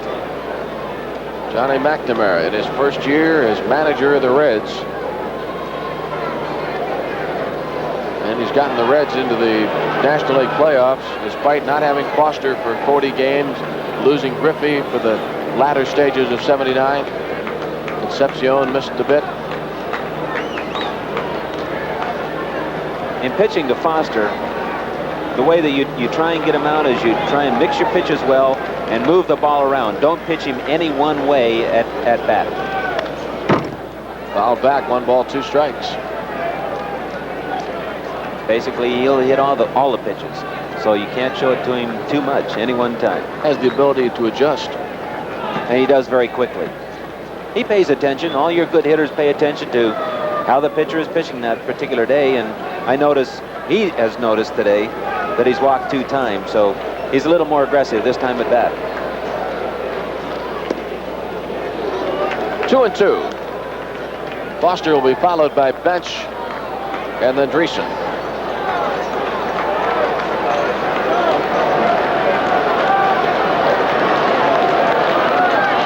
Pirates in front 2-1, staking Jim Bibby to the 1-run lead here in the bottom of the 6th. Bibby, the best percentage in the National League this year, 12 wins and 4 losses. That's the ever dangerous George Foster.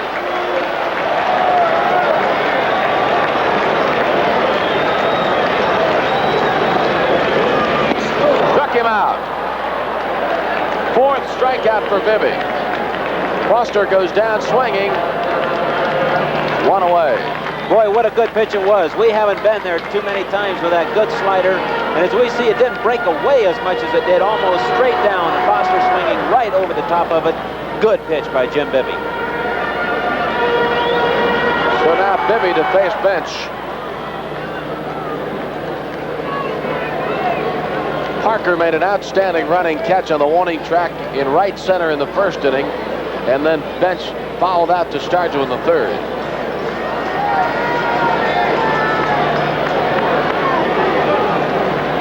2-1, Bucks lead. Just outside, ball 1.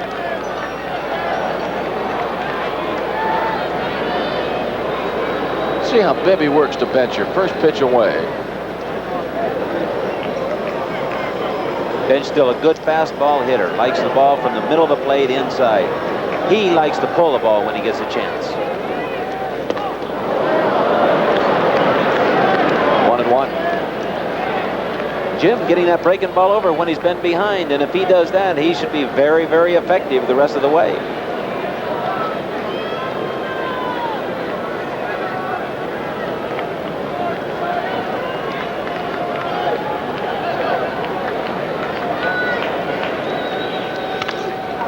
Broken bat, ground ball to short. Foley takes charge and Bench is out 2 away. Pirates 2 runs on 5 hits. Reds 1 run on 3 hits. Foley's out of hand in both of our runs. He scored our first run of the 4th and doubled home Garner for our 2nd run of the 5th.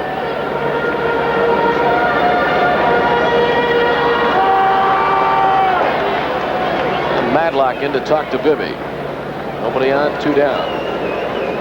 Be a little reminder, he has 2 outs. We've gotten them rather easily with a strikeout and a ground ball to short. He's telling him now, don't let Dreesen hit the ball out of the ballpark on you. Make him take 2 or 3 singles to drive this run in. So have an idea of what you're doing now. And this guy's a sleeper. He has good power if he pulls the ball. So have an idea of what you're doing. Fastball away and fouled off, strike 1.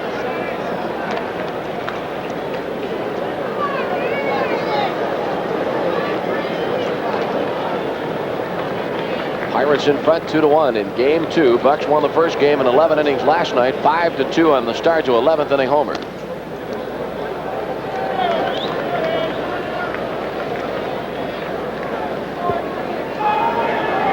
Both the Reds and the Pirates playing their 21st League Championship Series game, a new record. The old mark was 20 set by the Oakland A's.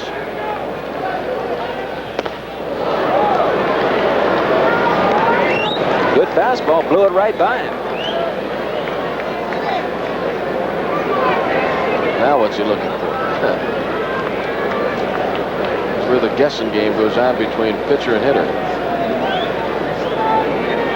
Bibby is shaking off the fastball, wants to go to that slider.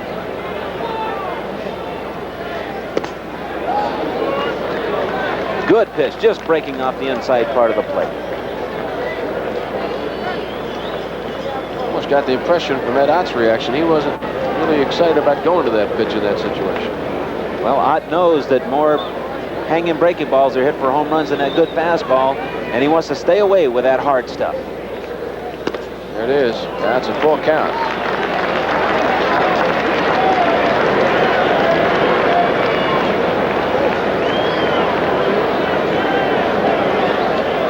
Breaking pitch in on 1 and 2, fastball away on 3 and 2, hard stuff again.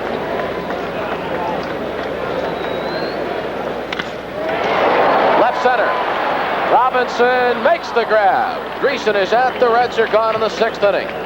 Cincinnati goes down in order. And after 6 innings of play from Riverfront Stadium in Game 2 of the playoffs, it's our Buccos 2 and the Reds 1, and Milo will be coming back to join you in the 7th inning. How long do you want your car to last? Forever. It still pulls this trailer on our camping trips after more than 10 years. Of course, the engine gets regular maintenance and Quaker State motor oil.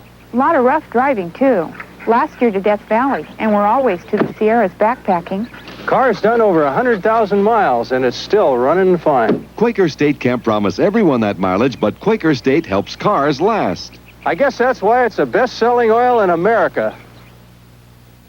Jacobsen introduces the most envied man on the block.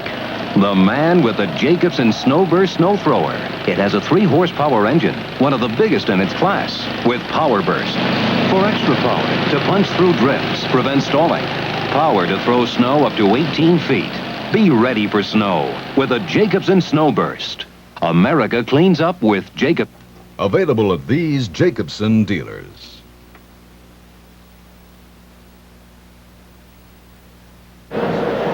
Moving to the 7th at Riverfront, and the next 3 innings are sponsored in part by Pennsylvania Lottery. Remember, you've got to play to win. And in part by your 12 neighborhood AMCO transmission centers, who can put you and your car back together again. Hello again, everybody. Milo Hamilton back with you, along with Nelson Briles, to carry you through to the end of this ball game. When we come back with a lead, the Pirates are out in front 2-1 with this total board. Pirates 2-5-0. RBI is Madlock and Foley. Jim Bibby has pitched all the way. For the Reds, 1-3-0. RBI Pastore, and he has pitched all the way also. Wondering from Nelson Briles about Bibby. Seemed to be throwing a lot more breaking pitches in the last couple of innings. He has, and is gaining more confidence in it. He threw a couple over in that last inning when he was behind the count, got them over, and then that really made that fastball look good. He threw right by some people. And Ed Ott jumps on the first offering for Pastore and singles into right field. And Ott gets his first hit today and his second hit in the series. And that is hit number 6 off Pastore, and that's going to put their bullpen to work.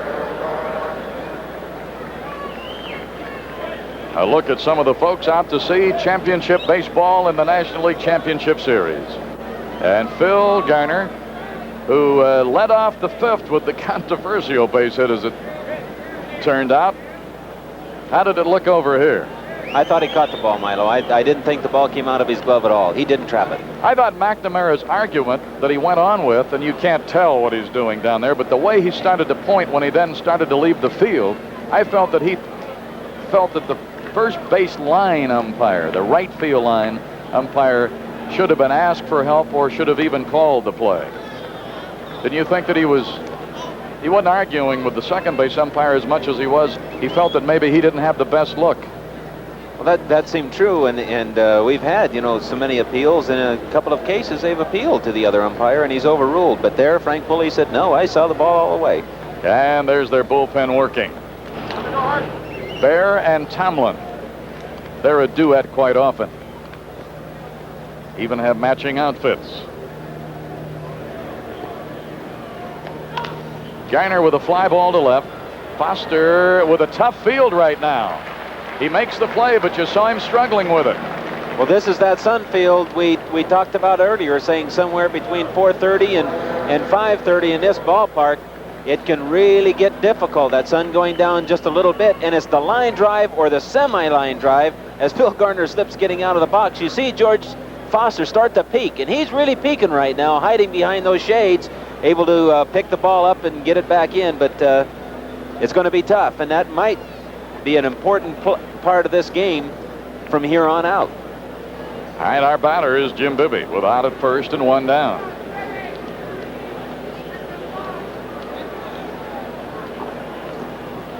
Spread away to bunt. Bunts it. Going to make Bench come out of there to get it. Throws down to Morgan, covering. Sacrifice accomplished. Second straight time that he's done it. Gets Ott into scoring position. And there's the outer. 2 away now, and it'll be up to Omar Moreno to do some good. That last play went 2-4. And here it is again. He makes a good bunt right here. The execution of fundamentals, especially when you're a pitcher. This is the way you help yourself with the bat. Get that runner to second base and give the rest of your lineup a chance to drive the runs in. Drops it out, deadens the ball somewhat, makes Bench field the ball. He knows that there's only one play, and that's at first base. McNamara is out talking to Bench and Pastore.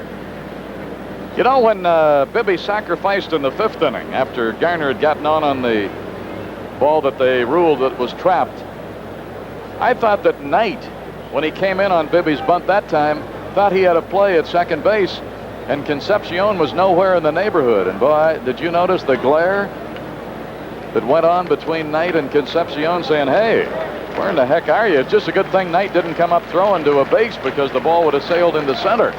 Knight just checked it out and saw that no one was there and went ahead and fired to first, but I think that took a little concentration off of his throw, because he almost threw the ball away. Almost threw a rainbow job.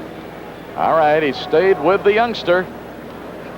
And now Omar Moreno 0 for 3 today and 1 for 8 in the series. We'll be looking at Frank Pastore. Omar has bounced to second, flied to left, and flied to center. Ott's at second base with 2 away. We're in the 7th inning, leading by a run. Fouled off, and it's strike 1. Well, this is a spot where you'd like to get that big hit out of the Antelope. Get out home, give Bibby some breathing room. Bibby, who struggled early, has settled down now in the last 3 innings. And although he's not challenging as many people as he did in the late part of the season, he's still getting that ball where he wants it. And there's a foul back to the left side, and you heard Nellie talk about it a couple of moments ago. If he's got the confidence in the breaking ball, then go ahead and use it. Then maybe he'll get that fastball back in another inning or so. Then he's just got something else to go with. And all the weapons you can get when you go to this war, you'll take advantage of, huh? Boy, you certainly do. And right here, John McNamara wants Pastore to get out of this inning if he possibly can. They'll pinch hit for him in the bottom of the inning. He wouldn't have to use an extra pitcher. Because he's due up third in the bottom of the 7th. No balls, 2 strikes. 1-2. Muscled up on his heater, and it sailed that time. Oh, Ed Ott at second base. He led off with a single. Got to second on the Bibby sack.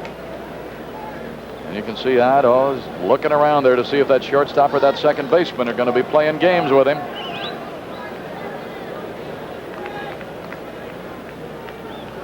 Pastore checking and working to Omar. 2-2. Tim Foley, who's had a couple of hits again today and driven in a run, would be next. We're in the 7th inning. We fell behind in the 2nd when Pastore got Dreesen home with a sacrifice fly. We tied it in the 4th inning when Madlock's fielder's choice got Foley home, and then Foley with a double got Garner home to give the Bucks their first lead of today. That was in the 5th, and we're now in the 7th. 2-1 Pirates, trying to take a 2-game lead in the series. Line drive, left field, base hit. Foster charging. Ed Ott will challenge. The throw toward the plate is going to be out at the plate.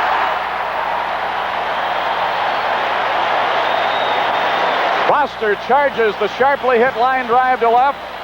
Throws a strike to Bench, who shut the door, blocked it off. Ott was out, and the side has been retired. And here it is again. Foster came up winging. Now watch this. Bench right there. Shuts the door. He blocks it as well as anybody in the game. And Ott had no place to go but run up against a brick wall, and the side has been retired.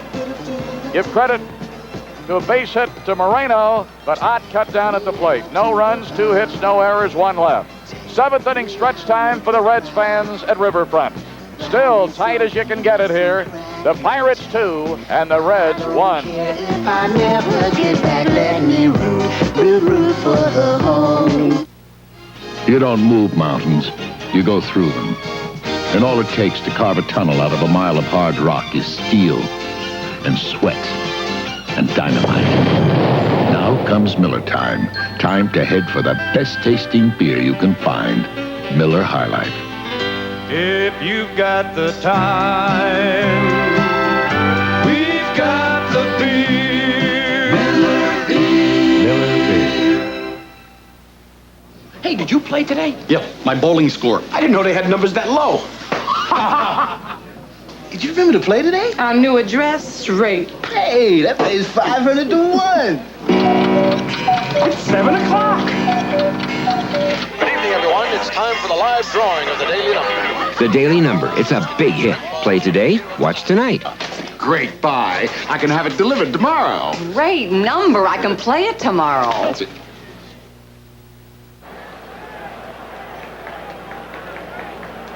There are plenty of good general admission seats remaining for the 79 playoffs games to be held in Pittsburgh, and the first game will be Friday afternoon. The playoffs begin at that Friday date at 3:15 and are also scheduled for Saturday evening and Sunday afternoon. General admission tickets are only $4, and they're going fast again today, so you stop by the Pirate ticket office at Three Rivers and pick up yours and be out there to welcome these buccos home. Bottom of the 7th. As Bibby works in the 7th. A little of the atmosphere here in the Queen City.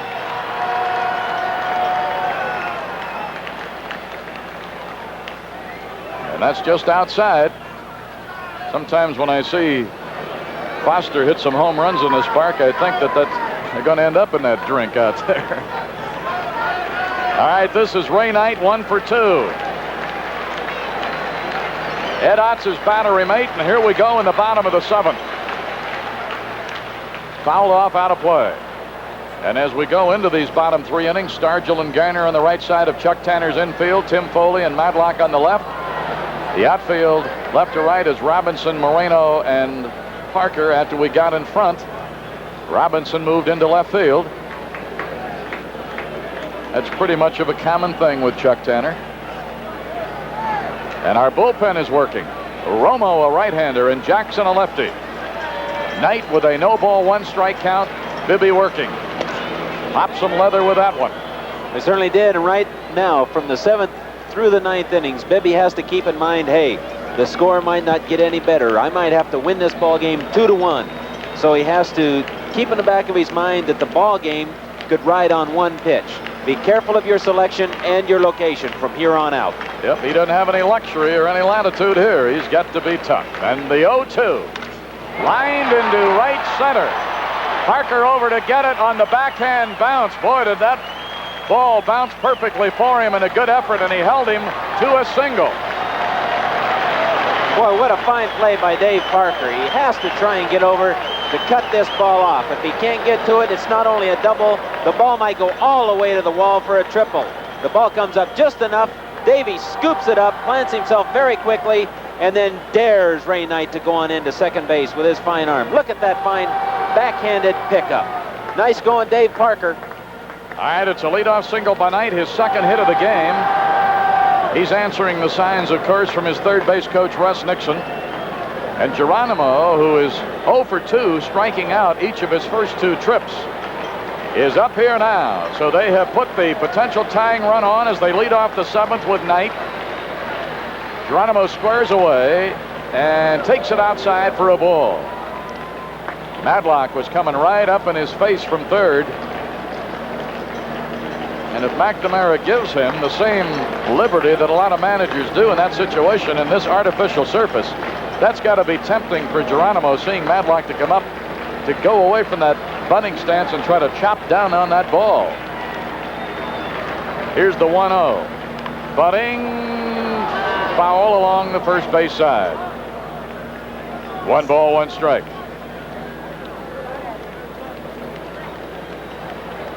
Left-hander is Grant Jackson, 23. Right-hander Enrique Romo, 15. They should be ready. They have thrown. In fact, our bullpen has been busy about 5 innings of this game, especially in the first 3 innings when Bibby was struggling noticeably, then settled down in the 4th, 5th, and 6th, but got right back into trouble here in the 7th inning on the leadoff single by Knight. Pirates leading 2-1. They've out-hit the Reds 7-4. There have been no errors. We've seen great defense on both sides in this first game and a half. That's high, and it's 2-1.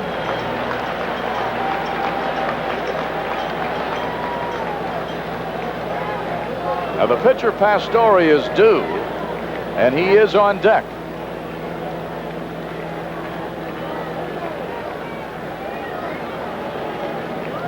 Geronimo the batter with a 2-1 count. Nobody out as Knight leads off at first. Look at Bibby check him. Bunts it. Stargell with it. Has no play at second. Flips behind him to Garner. Sacrifice accomplished. 3-4 on the sack. Now Pastore will be lifted. Spillman will be the pinch hitter. When I saw Pastore come out in the first place, I kind of said to myself, I'd believe that when I saw it. Last night, McNamara was criticized for pinch hitting for Tom Seaver later in the ball game, saying that, hey, you know, things were tied at that point. Why would you take your best pitcher out of the ball game? And he said, hey, I want to use that home field advantage as much as I can. It's the 8th inning. If I can score, then I only need 3 outs to win the ball game. And he said, that's why I made the move. I believed that all my career, and he said, why should I change now? That's my move. I make it. All right, Pastore, as he is lifted and he goes back to that bench, and of course he's the biggest cheerleader right now, the pinch hitter Spillman.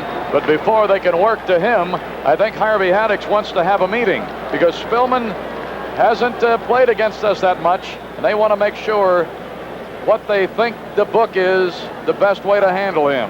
That's right, manager Chuck Tanner going through his little private book that only he can read and decipher. But they're out on the mound checking things out, and I think right here we would be a little remiss, Milo, if we didn't really give Frank Pastore a little pat on the back. This was a big pressure situation for him, and he responded very well, working himself out of some situations. He did fine and showed remarkable poise. Johnny Bench there along with Joe Morgan, Concepcion walking in front. The other fellow there was Bill Fisher, their pitching coach. So they've had a meeting. They're going to talk just as long as the plate umpire will let them.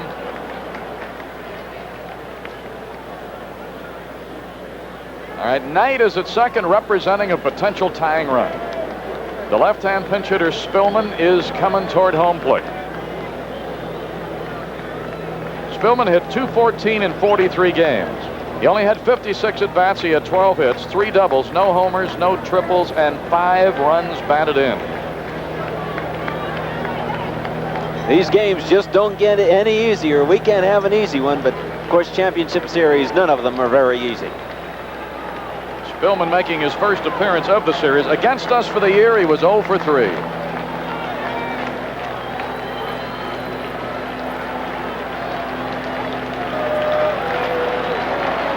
And Bibby probably realizes that with the top of the order coming and the next 2 batters left-handed, he's looking at the guy he's got to get.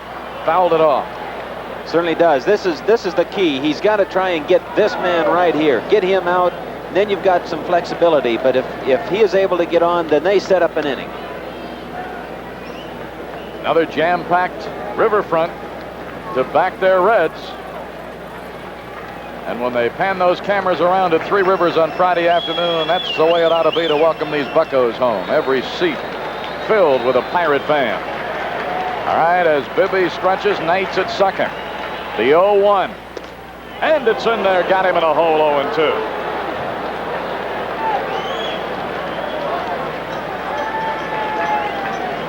As he works in the center of the diamond, the bullpen continues to get ready with Jackson and Romo. Last night, Chuck Tanner wasn't bashful at all. He dipped into that pen on numerous occasions, and everybody did their job. Jackson got the win. Robinson the save. And 2 ailing pitchers last night. Candelaria started, gave us 7 great innings, and Robinson earned the save. Left center, Robinson Robinson has it. And Knight, who had wandered a pretty good distance off second, has to hurry back. That makes it 2 away. So Spillman took Bibby to the opposite side. Robinson at that particular time. Now you notice he didn't have the trouble that Foster did earlier in the inning because the ball was up enough. He had a good look at it. Ball got up above the sun and then came down through it. It's that line drive and that semi-liner that stay right in the path of the sun and is very difficult to pick up. You just try and stay with the ball long enough and hopes it comes out at the last minute where you can see it. All right, here is Dave Collins. He lined to center in the first, struck out swinging in the second, reached on a fielder's choice in the fifth, and stole a base. They have stolen 3 bases today. Along with Collins, Knight has 1, and so does Morgan. So the Reds putting on the pressure here in the 7th inning. Knight's at second base with 2 away. And the switch hitter Collins facing Bibby. Bibby trying to hold on for dear life to a 2-1 lead. He's come back with a heater, hasn't he, this inning? Certainly has. Still has the pop on that fastball. Collins, left-handed, being a good low ball fastball hitter, you'd have to try and keep that fastball above the waist. No balls, 1 strike. Knight started the inning with a base hit. Geronimo got him to second with a sack. Pinch hitter Spillman flied to left center to Bill Robinson. Now Bibby's working on Collins. He's 0 for 3 today. He's 2 for 8 in the series. Had a great second half after Griffey was injured. Now he's in front of him, 2 strikes.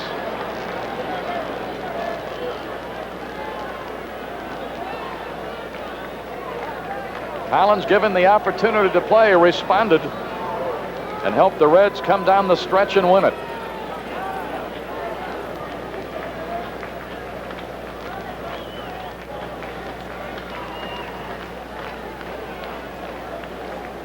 Jim Bibby can soak up a uniform, I'll tell you that.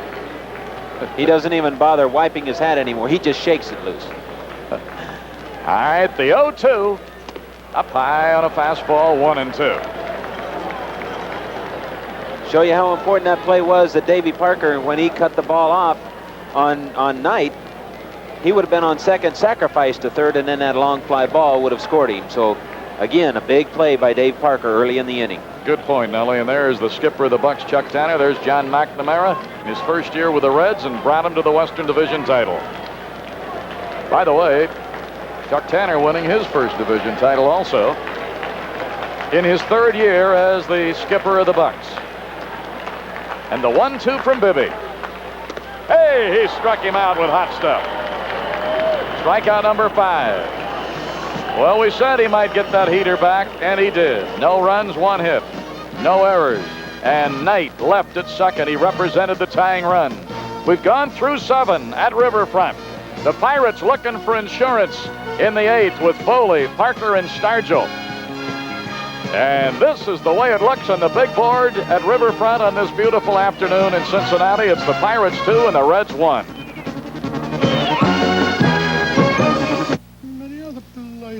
Going over your books, I've got good news and bad news. Bad news? Your long-distance bills are way up. Oh, that's good news.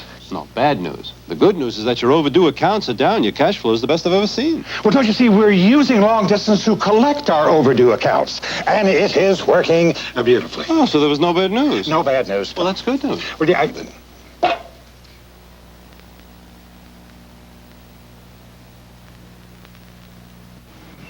Steve's motto is, be prepared. So, he packed for this weekend like it was the Lewis and Clark expedition. But he forgot one thing, money. Luckily, we have a neighbor who'll help us out any hour of the day or night. Our neighbor gives us cash when we need it, and even does other favors for us. Like deposit our checks. Meet our neighbor. The Mellon Banking Machine. A neighbor you can count on. Now let's find a coffee machine.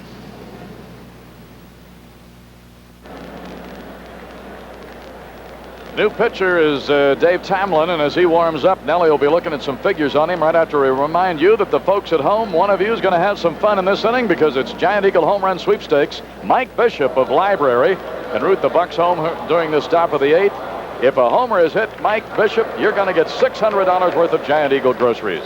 And a rundown on Tamlin. Well, Tomlin during the regular season made 53 appearances.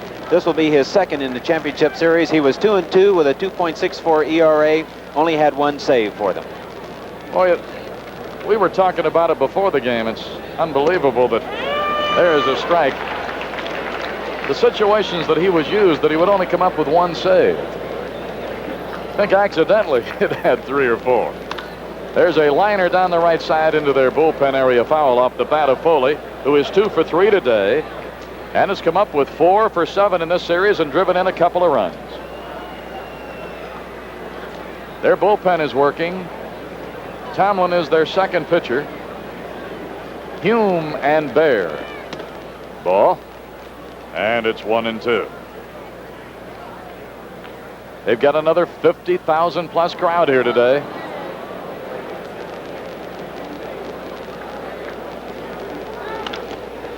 A sinking liner to Morgan. Throws on to Dreesen. And it's 1 away in the Pirate 8th. Mike Bishop of Library is our Giant Eagle home run contestant at home. And Dave Parker will be the batter. 55,000 here today. And there was that Collins catch that you may remember. It wasn't really a catch, according to the umpire. According to the replay, I didn't see any daylight. Looked like it went right into his glove. Certainly did. Never came out, but was in that H webbing, and you see a lot of ball even when the ball remains in the glove. Davey thought he had it. You can see him making the call himself. 7th largest crowd of Riverfront, 3rd largest in a playoff game, 55,000. Don't see many attendance figures that have 3 zeros at the end. Parker today is 1 for 3, had a base hit in the 4th inning. Fouled it up into the seats. We've been having some video problems. We apologize for that, and just as soon as they work them out, things will be right back to perfection as we expect them to be, and we hope that they clear up soon because this is a crucial part of this game. We're in the 8th inning, the Pirates leading 2-1. Parker is gone on a strikeout by Tomlin. His first.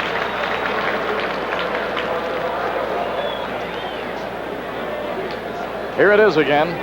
It's a good breaking ball that he likes to throw continually and gets Davey Parker to chase it.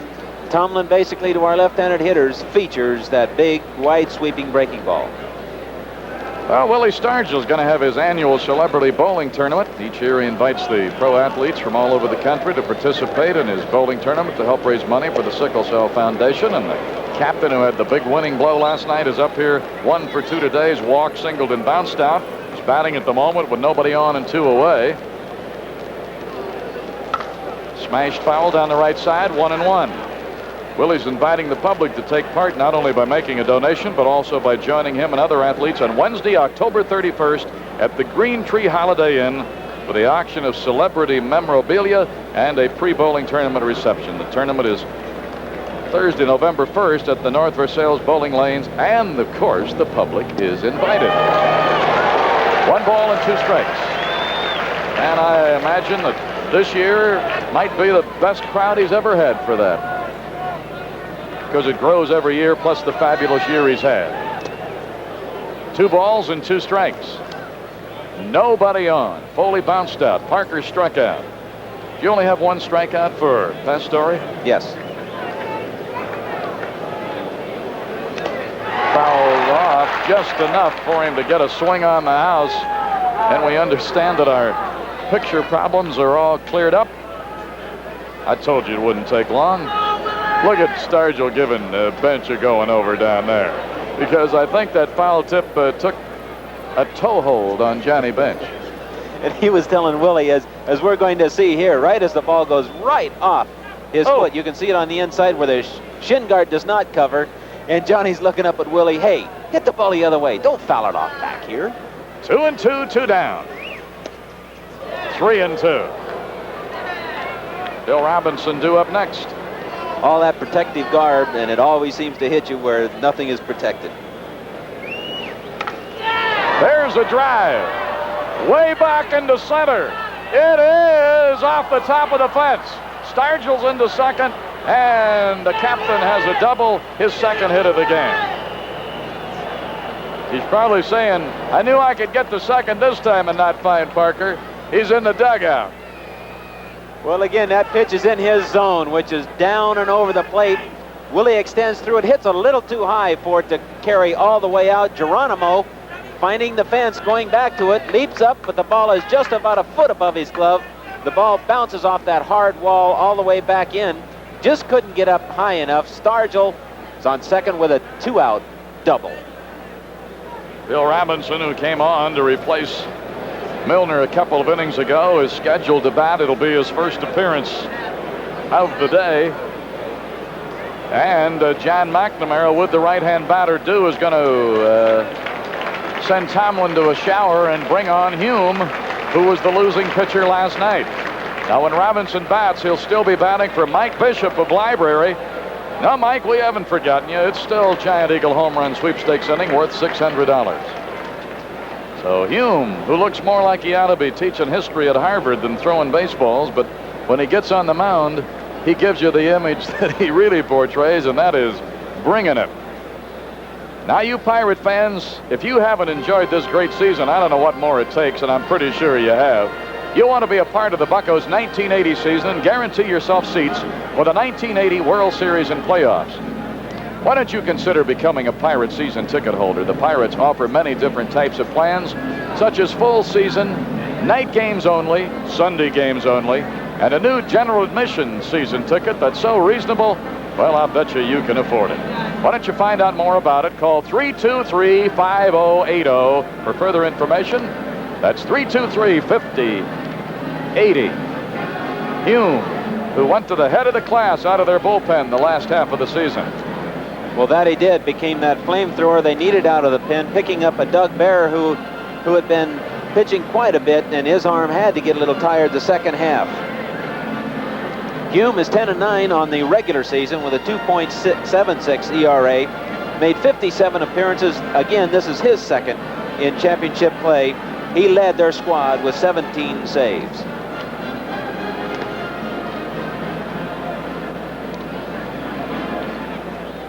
And he'll come in with a runner at second. Willie Stargell, 2 away. And Bill Robinson will be batting for the first time.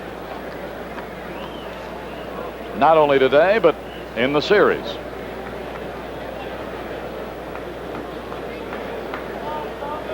And a young left-hander who's still got to be pinching himself that he's even in uniform for this playoff series is warming up in their bullpen.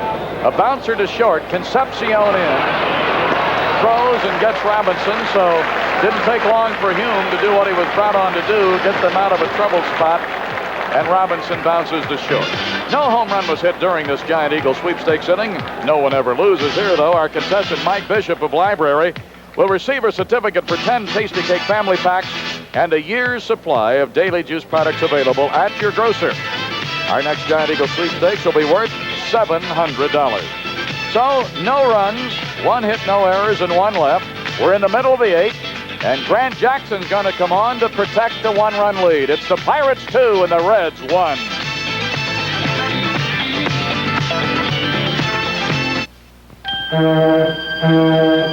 You're the harbor pilot. You take ships out to the open sea, and you do it through channels that shift and currents that can run you aground. And the only map you really trust is the one you keep in your head. Yes, go ahead. Yes, go ahead, sir.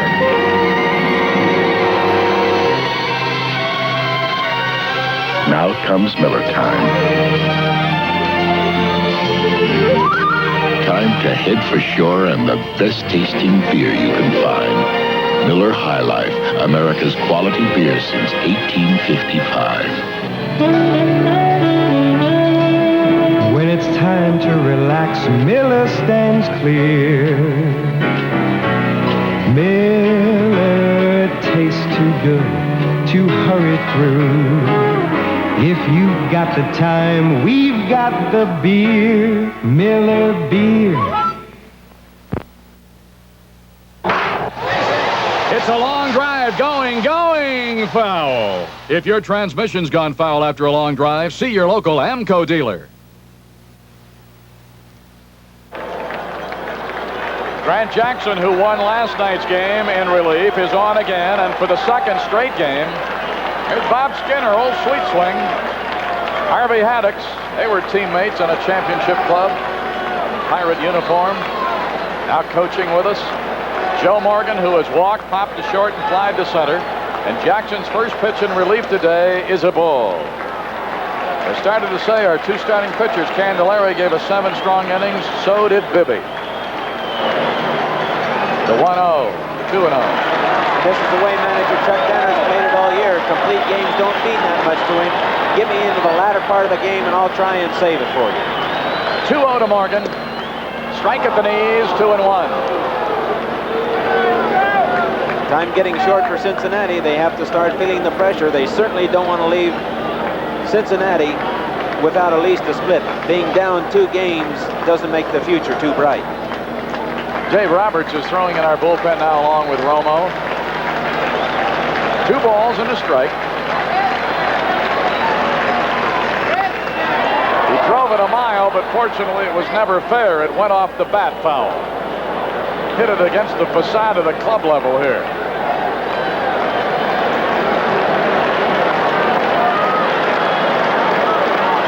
Morgan, 0 for 2 today, is 0 for 6 in the series. And Jackson working on him. 3-2. And the Cincinnati crowd, just as you Bucco fans do so well, trying to rev up their team.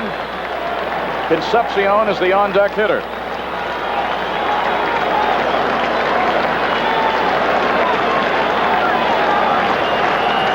A payoff is due as Grant Buck Jackson works in the 8th inning. Garner had him played perfectly. He had closed that hole before the ball was ever hit. Well, again, feeling that Grant Jackson was behind the hitter, 3-2. I'm sure adjusting with a pitch in a situation, he goes ahead and cheats in a hole just a little more. Makes a fine play. Manager Chuck Tanner coming out to talk with Jackson. I think he had made up his mind that he had him on to only get the left-hand batter, because with Concepcion, Foster, and Bench due, Jackson got the one man he was brought on to get. Now it's up to Romo to look at these right-hand batters. Guess who has just gone down to warm up to back up Romo? None other than Kent DeCulvey. So manager Chuck Tanner, he's going 1 for 1. He knows that each out now is so very important. He wants to go with that 2-run advantage. Enrique got his work cut out for him. As you said, he's got the middle of that lineup. Each with one swing can tie this score. So he has to go in knowing that he's got to protect that 1-run lead. Now, isn't this a place where Romo, who has he's got a better fastball, I imagine, than most people realize. But if he's going to use the fastball here, he's almost got to show it to him or try it when he's ahead. If he's going to do something with these hitters, and there's Charlie Muse and Howie Hake, the 2 fellows we've talked about. In fact, we had them on up at Montreal one time as they chart the hitters, and they're in constant touch with our dugout with Al Monchek, placing hitters and moving infielders and all the different things, and that's what they're doing right there. There's all the colored pencils that the colonel has to keep track of. But what I wanted to say, as far as Romo here, he doesn't want to get that ball out over the plate with Concepcion, Foster, and Bench. He wants to show them all those different screwballs here for a while, doesn't he? He wants to keep in mind how he gets these hitters out. And basically, he can't pitch these hitters any one way. His fastball is not quite good enough to throw them nothing but fastballs, but by the same token, these next 3 hitters are good enough hitters to where if you pitch them one way, they can certainly adjust. Charlie Muse going over all of those hitting charts. Want to see where we want to put position the defense. But Romo has to keep in mind, hey, I've still got to mix my pitches, use that fastball to set up my good out pitches, which is his screwballs and a good breaking ball. So here, I would imagine he's going to try and really spot that fastball, having a good idea with it, and get those breaking pitches over. All right, he's ready to go. Concepcion will be batting with nobody on the bases for Cincy in the 8th inning and 1 down. The Pirates are leading with 2 runs and 8 hits. The Reds 1 run and 4 hits. Concepcion had a double in the 3rd inning. He's 1 for 3. He was later caught stealing, trying to go to 3rd. At that time, it really turned an inning around for Bibby, because it made it 2 away with a runner at first, and really, for all practical purposes, took the bat right out of Bench's hand. All right, Romo ready. He's going to work from the full wind, as you can see. And that's a strike call, so he opened up with a breaking ball on Concepcion. So this is a chance for Romo to show his stuff. Boy, what a difference a year can make. A year ago with Seattle, when the last game was played, he got on the first plane to Mexico. Oh, he muscled up on it. He was heading for the screen with that one. 1 ball, 1 strike, but the difference that the year made, here he is in a playoff in the tough National League. Well, it's a chance for him to really establish himself. He had a fine year with Seattle, but you're still playing for a last place club. Don't get that recognition that you really like. Here's a chance for him to do just that. He put the corkscrew in that one, didn't he? Boy, that was a good off-speed breaking ball. Put it right on the corner. And again, doing just what we'd hoped he would do. Using that fastball, but getting his breaking pitches over. 1 ball and 2 strikes.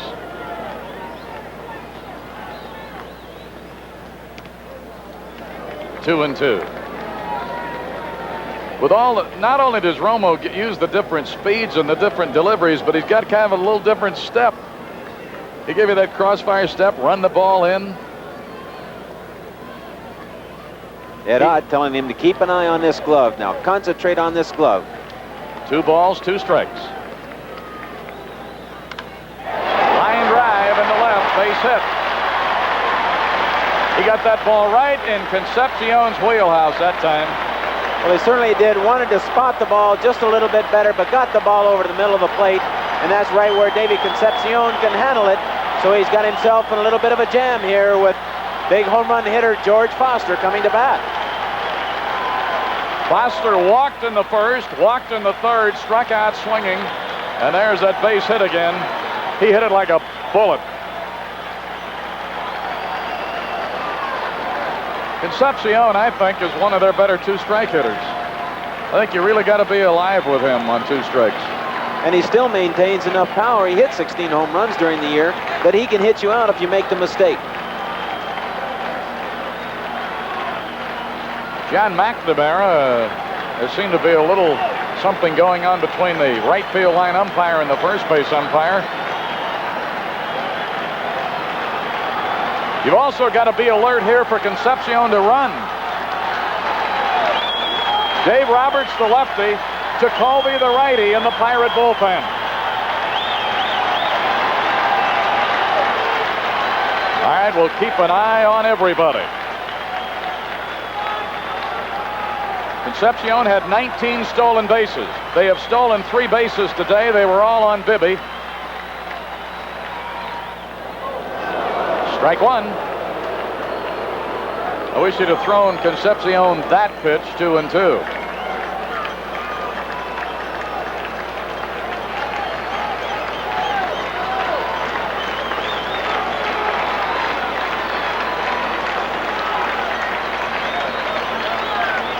Romo rarely throws to first base anymore because they felt the best way to breaking a balking and not getting upset about it was simply to step away. Line drive right field. 2 straight hits off Romo, and the Reds are charging. Throw to Foley. Boy, they've put that play on a few times this year, and it almost worked on Concepcion. He'd taken a pretty good turn. So 2 straight hits off Romo by Concepcion and Foster. And Romo's in a full-blown jam now, but he'll never get to work his way out of it. Here it is on that replay of Parker, who likes to see Foley get it in by that runner. Foley really wasn't in a good position that time and couldn't take the throw cleanly. Well, he was on the run, and we're going to see Foley moves down the line to be the cutoff, but then as the throw is made, he comes back toward the ball, and he tried to run, catch, and tag the runner all at one time and was just not able to handle the ball. I don't think they had him at second base, but it is a play that they have used, and it is a good play because Foley can decoy the runner, and maybe you catch him just sleeping a little bit. Well, our third pitcher of the inning is coming on, Kent Jacoby. Talk about establishing yourself. Boy, from a guy who had to battle to get to the big leagues. It's almost a Cinderella story with Kent Jacoby. But his credentials, they don't lie. He's been in too many pressure cookers and come up with the great figures 2 years in a row. and he is going to be called on again right here. Well, that he most certainly is, and he's in basically the same situation in which he came last night. He had to come in with that double play ball in the 8th inning of last night's game with a runner on second base, runner on first and second. And if he didn't come in, throw that super sinker that he had, and boy, we just turned it just smooth as silk. That's exactly what we need here. And Johnny Bench will be the batter. Concepcion will be at second. Pastore will be at first. There's only one out. The Pirates, with the 2-1 lead, have called on the ace out of their pen, Kent Tekulve, who's tuning it up now, and who can get some extra satisfaction when he does the job in this park, because you can almost throw a rock from the mound to his home. And there he is, Kent Tekulve.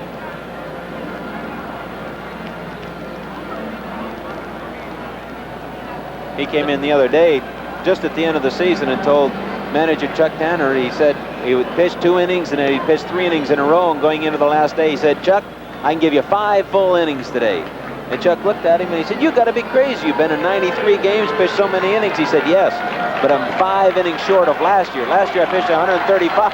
This year I've only pitched 130. I've got to have 5 innings left. And there's Chuck Tanner filling in that big yellow lineup card that he keeps. Johnny Bench 0 for 3 today. He's 2 for 6 in the series. John Robinson has replaced Tekulve in the bullpen. He's throwing alongside Roberts. And Johnny Bench, the batter, with 2 on and 1 away. We're in the bottom of the 8th inning. Pirates leading 2-1. Romo did not do the job. He gave up 2 straight hits. And just as Tekulve was ready, Bench stepped out on him. Bench last night coming up in the late innings with a chance to at least tie the ball game. 1972 came up a chance to tie the ball game. He hit a home run that put the Reds into extra innings. They eventually beat us. He always seems to be the man that's in that big spot, and he's responded. And the pitch, he was going to bunt that ball. And he looked like he was trying to push at the position of his bat, which was odd because Madlock playing back. You'd have thought he tried to make Madlock make a play, but the position of his bat, if that ball would have hit it, looked like it would have gone up the first base side. I guarantee if he'd have got it down, he'd have surprised everybody in the ballpark because nobody was anticipating that. He just threw the ball away.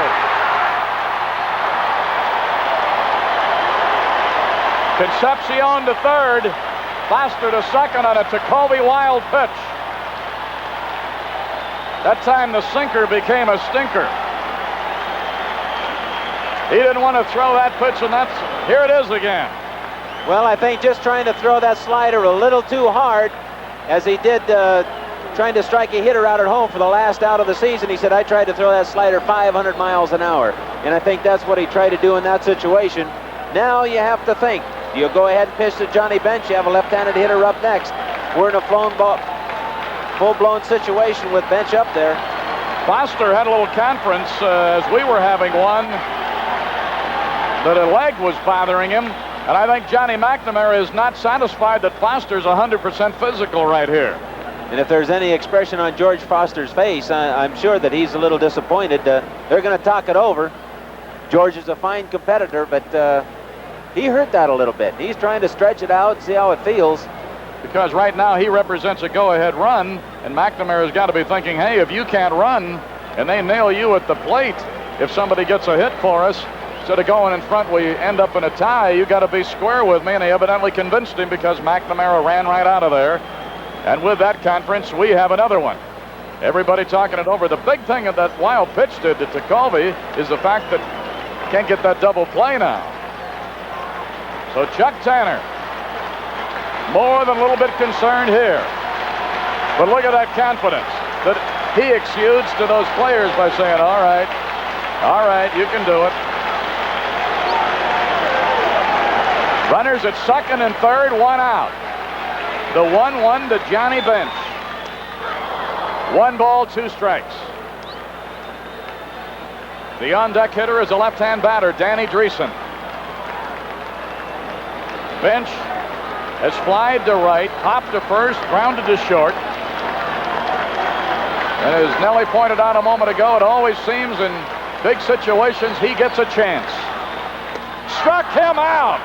Holy Toledo, what a way to come back after throwing a wild pitch. Boy, he just reared back, knew that he'd messed up in this situation and said, hey, I got to reach back and do the job myself. He didn't even go for location. That ball's over the middle of the plate, right in Bench's power, gets it right by him. He just challenged him one-on-one. It's his first strikeout. It's the 6th of the game against the Reds. Bibby had 5 in the 7 innings that he worked. And here is Dreesen. He had a base hit in the 2nd. He scored the run that they have in this game. They're going to put him on here because Knight, a right-hand batter, do. So the intentional pass ordered by Chuck Tanner. This will be the 5th walk to the Reds in the game. And it's the first one that will be intentional. Have to keep in mind, Dreesen's run doesn't mean anything. The winning run is on second base. So now we load the bases, put a force at any bag. In case there's a play way in the hole, our shortstop can throw to third. Our first baseman can go to second base. There's a lot of alternatives now for our infielders. And it matches our right-handed best against Ray Knight. And Knight going to bat with the bases loaded. He was the fellow who struck out in the 11th inning last night with the bases loaded against Don Robinson. And you've taken a look at all the runners. The Reds have somebody on every base, and Kent Tekulve going to be looking at Ray Knight, who just had a sensational year for them. The third base job was his to keep or play himself off of in spring training. He played himself on and went on to have a good year. He's had 2 hits today, 2 for 3. He's 2 for 8 in the series as he faces Kent Tekulve with a teammate on every base, and Tekulve trying to hold on to a 2-1 lead that belongs to Bibby. Ball 1.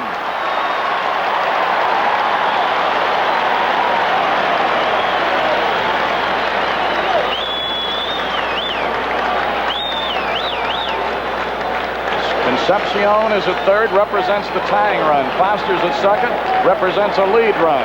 Dreesen's at first. Ray Knight really leans over. Ball 2.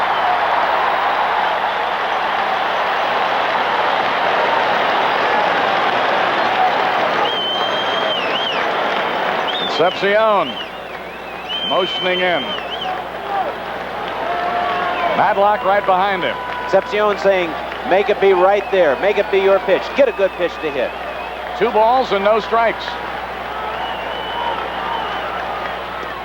Took it, and it's 2-1.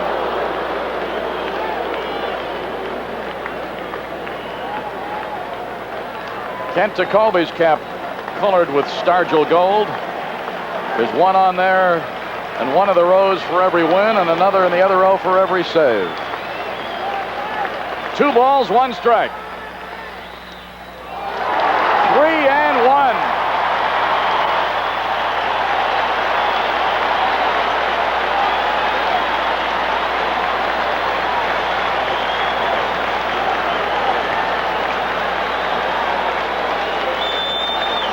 The lid on the pressure cooker is wobbling. 3 balls, 1 strike, bases loaded. Strike called.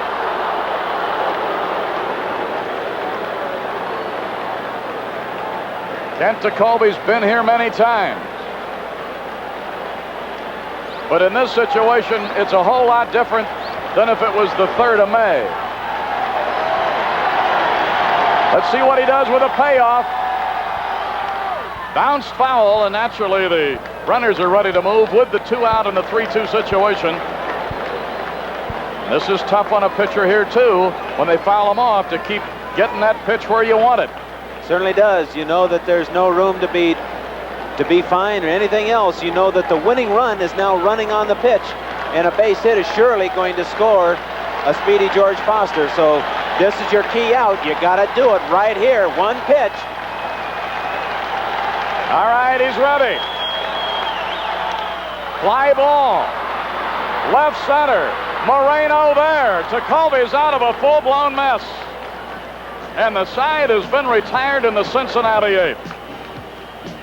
No runs. 2 hits. No errors. Intentional pass.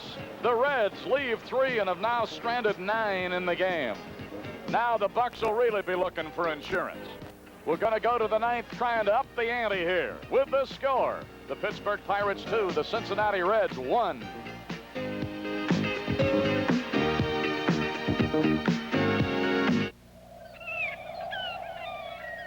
People do some crazy things to get better mileage.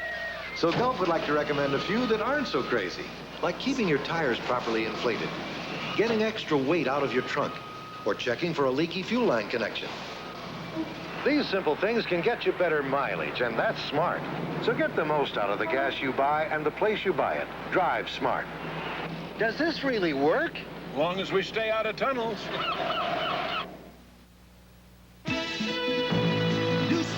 Shoes feel like wings for your feet, and with wings on your feet, you can fly. I'm Terry Bradshaw, and I hate to run, but not running is worse. So if I've got to run, it's going to be in the most comfortable shoes I can find. Spalding. They do for my feet what the Pittsburgh receivers have done for my arms. Feet that feel good.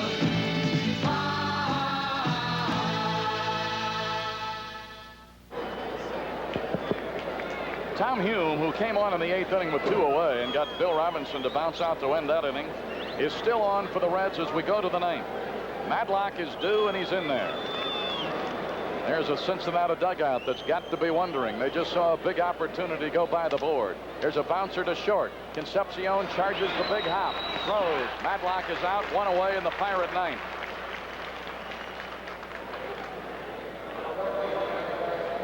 Boy, you talk about keys. We've had some in 2 straight days here. I thought the coolest thing of all that he did in that inning to Colby, I'm talking about, after inheriting a mess, was wild pitching 2 runners in the scoring position and then going right after bench. Well, it just showed you that to Colby, he's nothing but ice water in those veins. He has all the emotions of a rock. Fouled off up to the left, and it's strike 1. I should say he displays all the emotion of a rock. I'm sure inside there is turmoil. All right, Ed Ott, who has gone 1 for 3 today, had a base hit in the 7th inning. 1 ball and 1 strike to the outer, and Garner's due up next. In the Cincinnati 9th, it'll be Geronimo and then a pinch hitter. Fouled off. Bench will take a quick look, but it's going to be up 20 rows, and it's 1-2. There's Tom Hume. Just developed into an amazingly fine relief pitcher. Just something about him. When he relieves, he charges the hitters a little more. There's a looping line drive singled into left off Ed Ott's bat, his 2nd hit in this game and his 3rd hit in the series. And there are some pitchers like that, because Hume, that's his 1st hit that he's given up, and it's the 9th Pirate hit in the game compared to 6 for the Reds. But you've seen pitchers like that, who as starters, almost the 2nd time around in a league or 2nd time through the order against a club, they kind of got to him. As a short reliever, I think it may have been a blessing for him to get that new kind of a role. Pitch to Garner is a strike.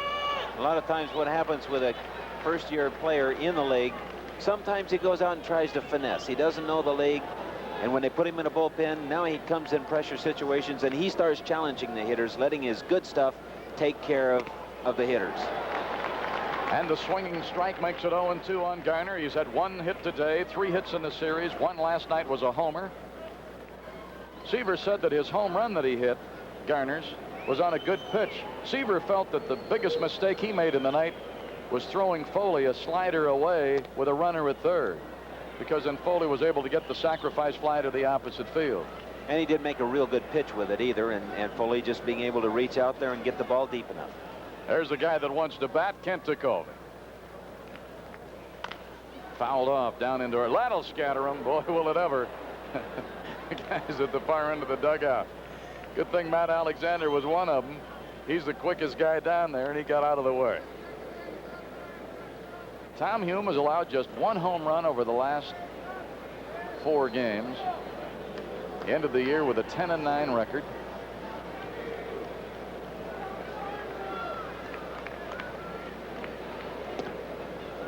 Took something off a breaking ball and leveled it at 2-2 on Phil Garner. Kent Tekulve to next. That's Ed Ott at first base, and Chuck Tanner, the head man of Chuck's Bucks.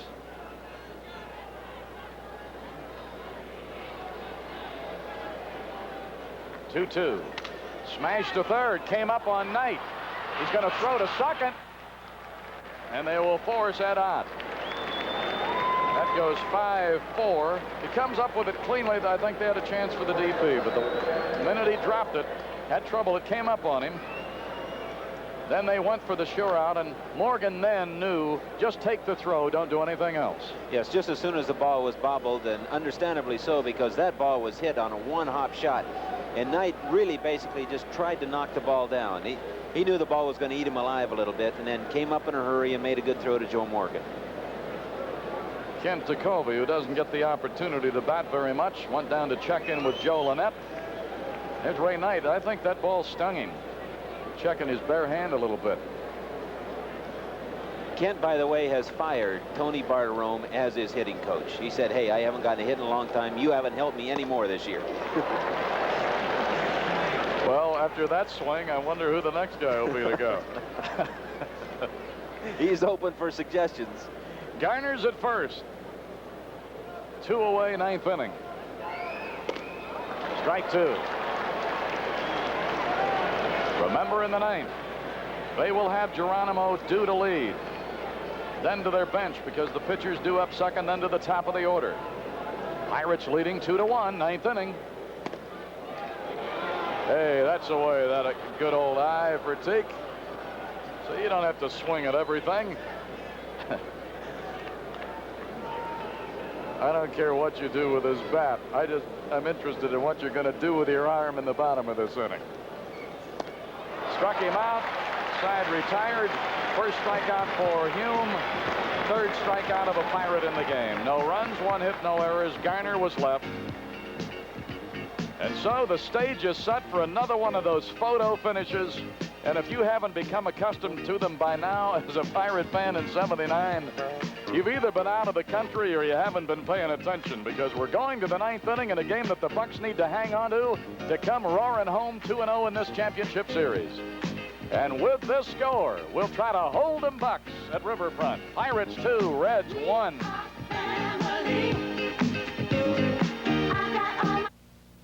Make room for the 1980 Jeep truck. Hey, America, it's about time you considered more than just these 3 pickup trucks. It's time you considered the rugged, dependable Jeep truck. It's got higher ground clearance than Chevy, a longer bed than Dodge, more head and leg room than Ford, and it'll haul a bigger payload than all of them. And Jeep's competitively priced, too. Plus, when you need it, famous Jeep 4-wheel drive. None of those guys can beat it. You get a lot of truck for your money at the truck division of Jeep Corporation. When you eat a hamburger outside the restaurant, there are 2 things you should remember. Hot and juicy, hot and juicy. Wendy's starts you out with hamburgers hot off the grill, never pre-cooked or warmed over. Hot and juicy, hot and juicy, hot and juicy. And Wendy's super fast pickup window speeds you off in no time at all.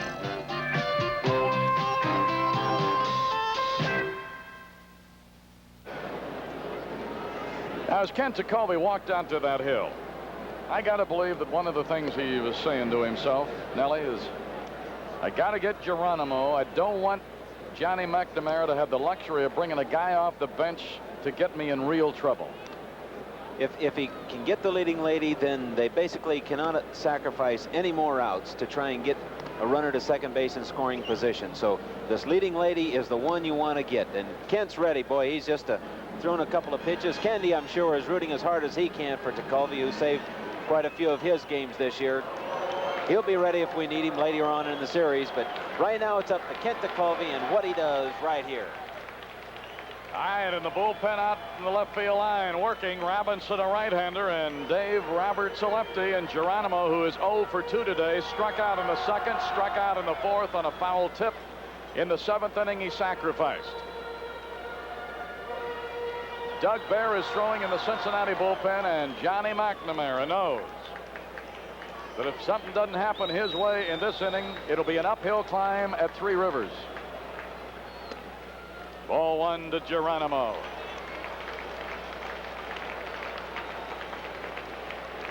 again, especially with the bottom of the order coming up, the one thing in back of Kent's mind, I don't want to serve up a home run. That's a foul. It went out into fair territory, but it had gone off an instep, and it's 1 ball and 1 strike. Hector Cruz going to be McNamara's choice.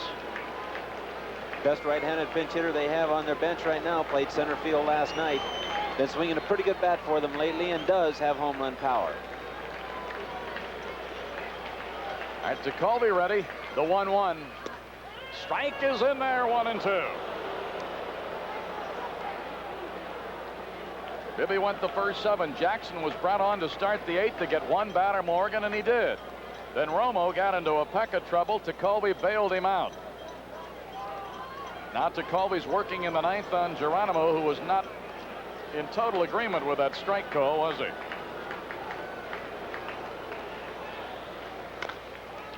Bounced foul outside first. The captain will grab it. And Colby, as you're supposed to do, even if it was foul, he made the move to get over toward that bag in case there was a throw coming. Doesn't hurt to practice it. Oh, it certainly doesn't. And defensively, we're going to be playing back all the way, especially in the outfield. We will be more willing to give up a single in this situation and cut the ball off in the alley. We don't want the extra base hit, so we're playing deeper. 1 ball, 2 strikes. Geronimo fouls it off, and it'll hold at 1-2. Remember, tonight we are due in the neighborhood of 9 o'clock on a United charter at Greater Pitt.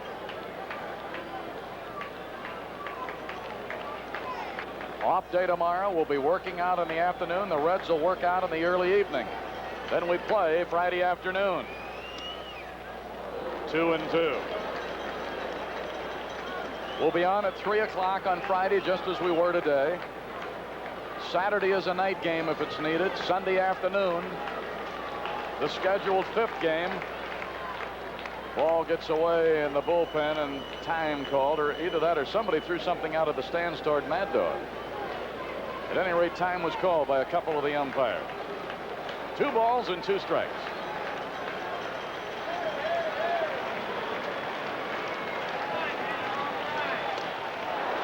That is 1 away on a K job on a left-hand hitter.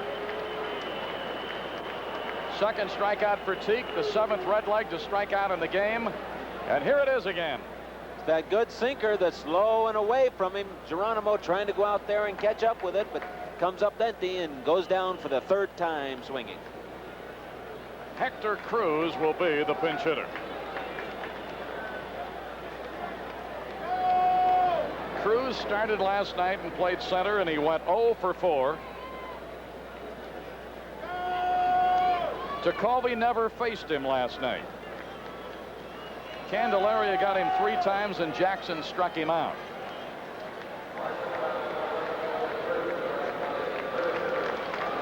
So Hector Cruz, 0 for 4 in the series, is the pinch hitter for Johnny McNamara. Batting for the pitcher in the bottom of the 9th. And he's waiting for Teak's first offering, and it's a swing and a miss.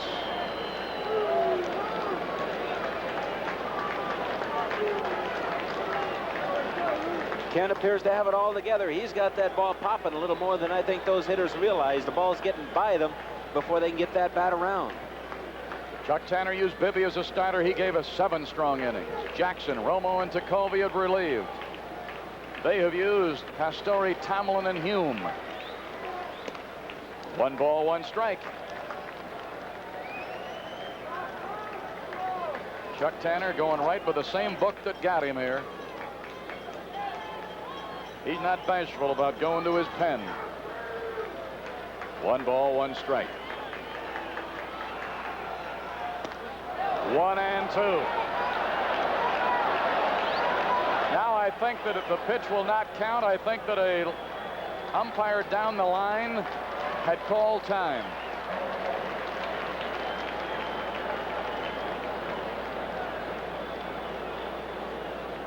That's what it was. Instead of it being 1-2, it goes back to 1-1.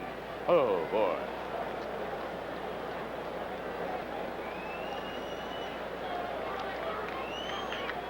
All right, skipper of the Bucks, Chuck Tanner, deeply involved as you'd expect him to be. out into right center. Moreno's going to have a drop in front of him. Cruz is headed for second, and he's in there with a double. Tying runs in scoring position with one away in the bottom of the ninth inning at Riverfront. It's the first hit off to Colby. It's the 7th Cincinnati hit of the game. And now the top of the order will be up there. Well, Cruz got under it just a little bit, but hit it out into right center. Omar, knowing that he can let him have basically a single or a double, but don't let the ball get by him for a triple where a sacrifice fly would score the run. Plays it back a little bit. He's able to pick it off and throw the ball back in. So they've got tying run and scoring position with one out. Dave Collins, a switch hitter, will bat left. He's 0 for 4 today. He's 2 for 9 in the series. Morgan is on deck. Now Dave Roberts has got to be throwing in earnest. He's been tuning up, but he may approach his warm-up pitches a little differently now. You got a speed merchant at second base, Cruz. One out. Fouled it off. Strike one on Collins. He has struck out twice today and gone 0 for 4. The Reds got a run in the second to lead 1-0 until the Pirates tied it in the fourth, and the Bucks went ahead with a run in the fifth to make it 2-1, and that's what it is right now with the Reds batting in the ninth inning.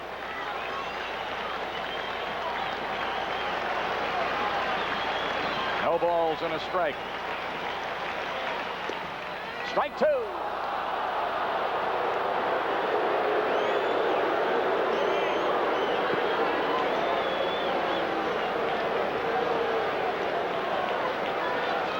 Right now, Jacoby's shutting everything out.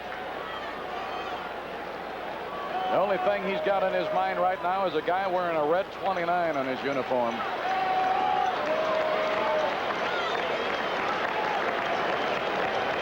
Cruz, as you can see, leading off at second, represents a potential tying run.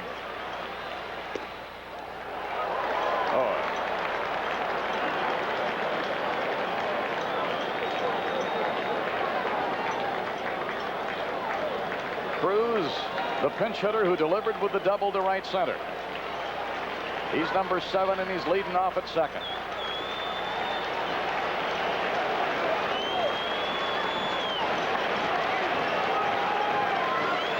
Second straight inning that Tekulve's been in trouble. When he got in it, and in the 8th, he inherited it. Now here in the 9th, the guy at second got there against him. 1 ball, 2 strikes. Lined into right center, the game will be tied. He's going to dig for second, and he's going to be safe at second. Tie game.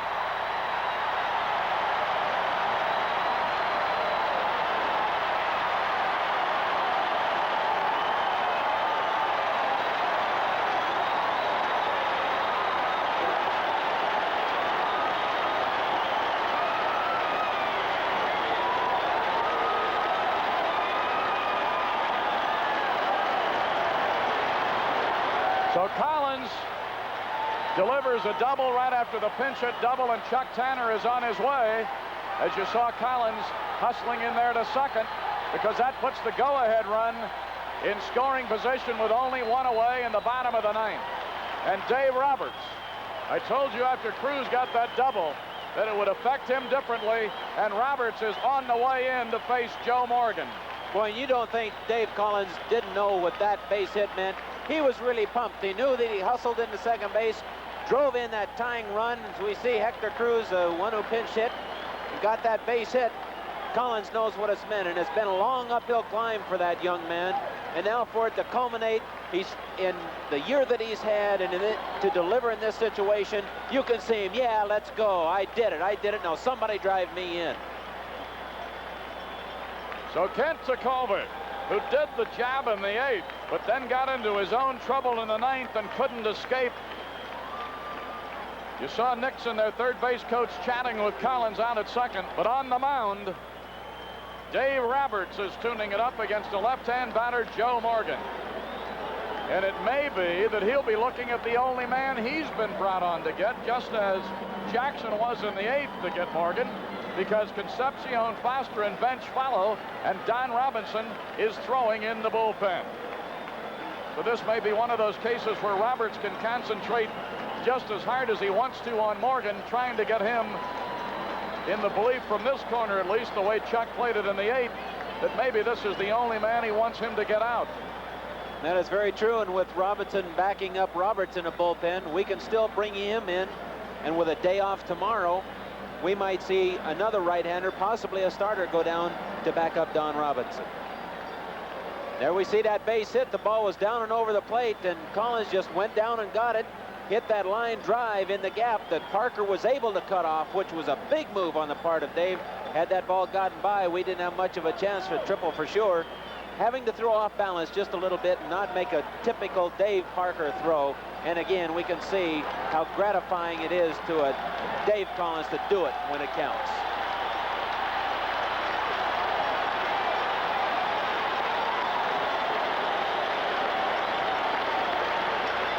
And of course, this rally has really got this crowd pumped up too. Roberts is our 5th pitcher in the game, facing Joe Morgan. Morgan today has walked, popped up, flied out, and bounced out. He is 0 for 7 in the series.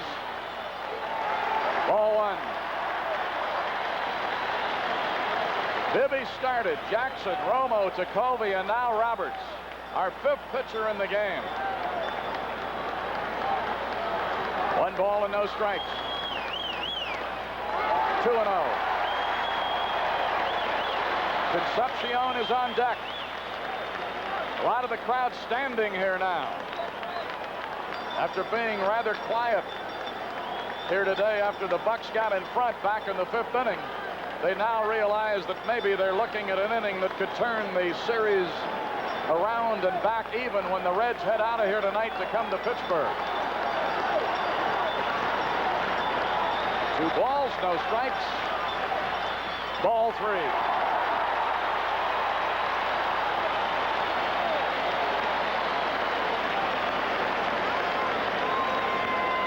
Joe Morgan, who draws a lot of walks. But in this situation, he doesn't want to walk. You can almost see him pacing back and forth down there. He'll give it that little chicken wing flip with that back elbow. Makes him tuck it in. And he walked him. So Roberts, who was brought on to get a left-hand batter, walked him on 4 pitches, and Chuck Tanner's already on his way. He wants Don Robinson.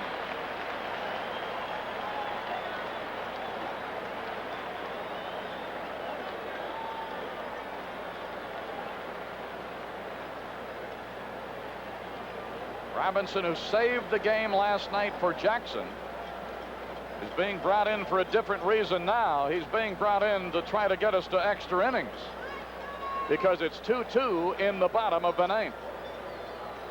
Robinson coming in another pressure situation, but he has matured so much in the last 2 years that he can handle this type of pressure. Dave Roberts going off walking Joe Morgan, knew in his mind that once he fell behind Joe, he was not the winning run, so he didn't want to give in to him, continued to throw his breaking balls, got behind and finally lost him, but did not want to give in, and so he, pitching carefully, ended up walking him. So Don Robinson, who was clocked with a fastball at about 93 miles an hour, and for a guy who's had an ailing shoulder the last couple of weeks, that was really turning it loose out there.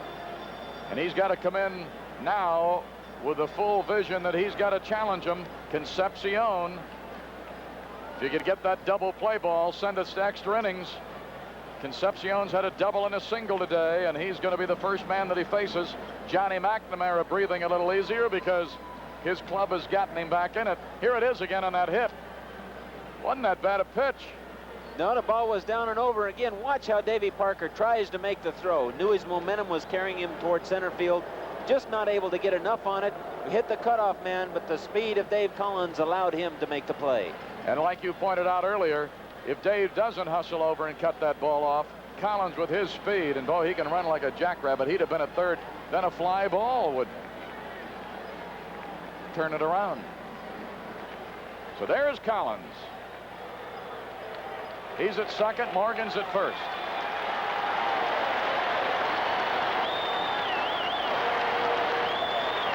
Don Robinson, as the Cincinnati bench that was quiet a couple of innings ago, all of a sudden now has some people standing up on the ledge. Chuck Tanner, always up in front and moving around, looking out at his right-hander, Don Robinson. Concepcion, 2 for 4. He's had 4 hits in the series.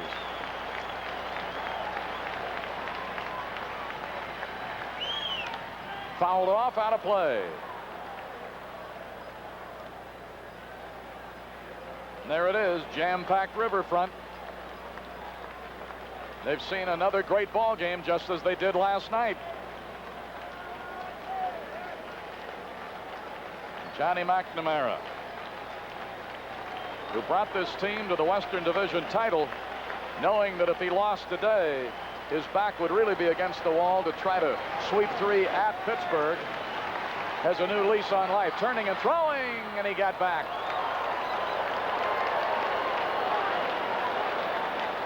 Foley had cut in behind Collins. Robbie whipped it back there just a split second late. Almost took a piece of Collins with it. It certainly did, and it's a pre-planned play as Foley breaks in behind to take the throw. But an alert Garner, who also knows the play is on, is backing up the play. Good hustle. So Collins at second represents a go-ahead run. Concepcion, who had gone back to work on the bat handle, has come into the batter's box again. He's got a strike 1 count. Oh, we don't have any easy ones. We didn't get here the easy way. We had to battle off a Montreal club that took it right down to the last day. Whoa, and 2. Smoke. That ball might have left a vapor trail. I thought I saw a light stream coming out behind it, but Don reaching back and going with his best, and he has a lot of confidence in that fastball right now. Used it last night and has used it so far in his appearance. No balls, 2 strikes. Don Robinson. Look at that intensity. Struck out Concepcion. 2 away in the inning. First strikeout for Robinson, of course, the only man is faced. It's the 8th Cincinnati player to strike out in the game. And here it is again. This is one of those unhittable curveballs. After throwing all of those fastballs, he comes over the top and drops one right off the table. Concepcion more or less just giving a wave as Robinson made an outstanding pitch. Well, that shows you the confidence you talked about that he had a moment ago, but to go with that breaking ball there, a great pitch.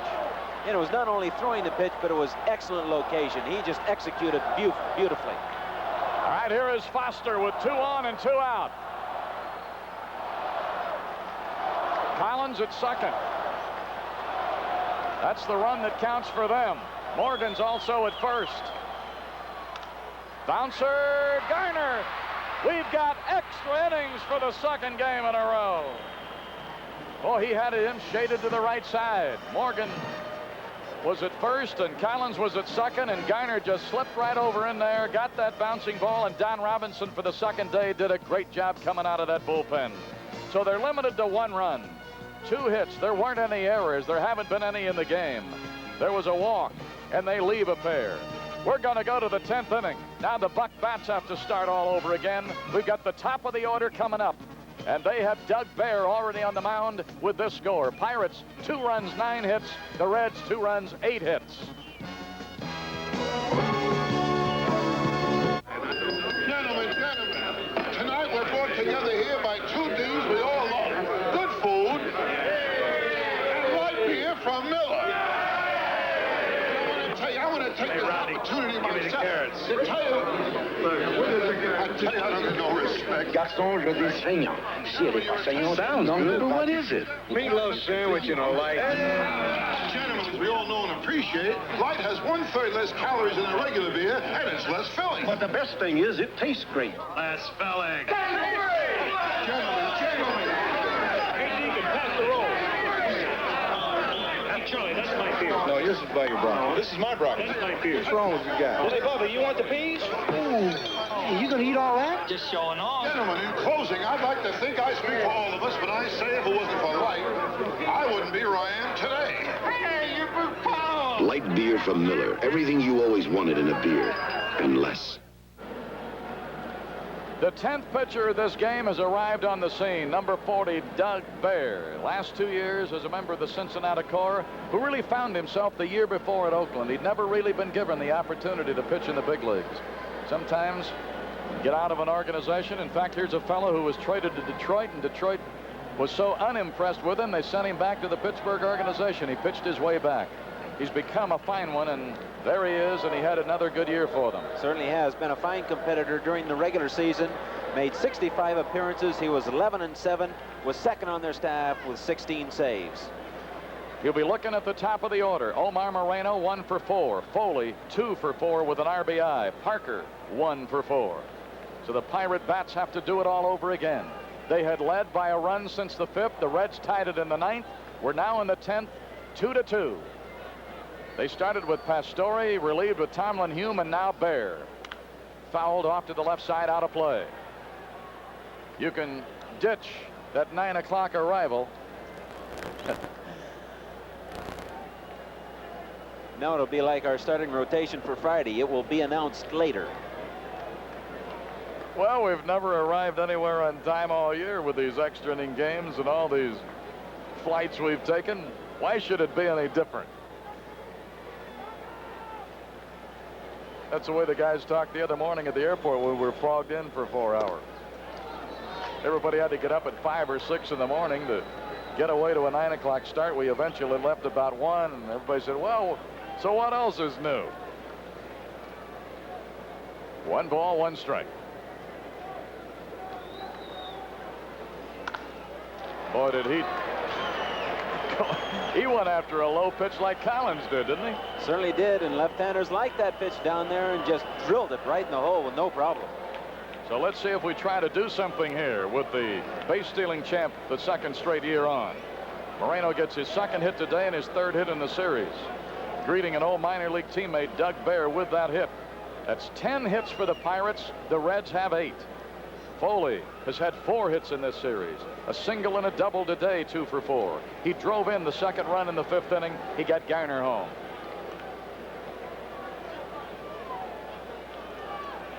Pirates won last night 5-2. There's a throw over, but he's back easily. Foley the batter. Parker on deck, then Stargell. Moreno edging, but the throw over will get him back.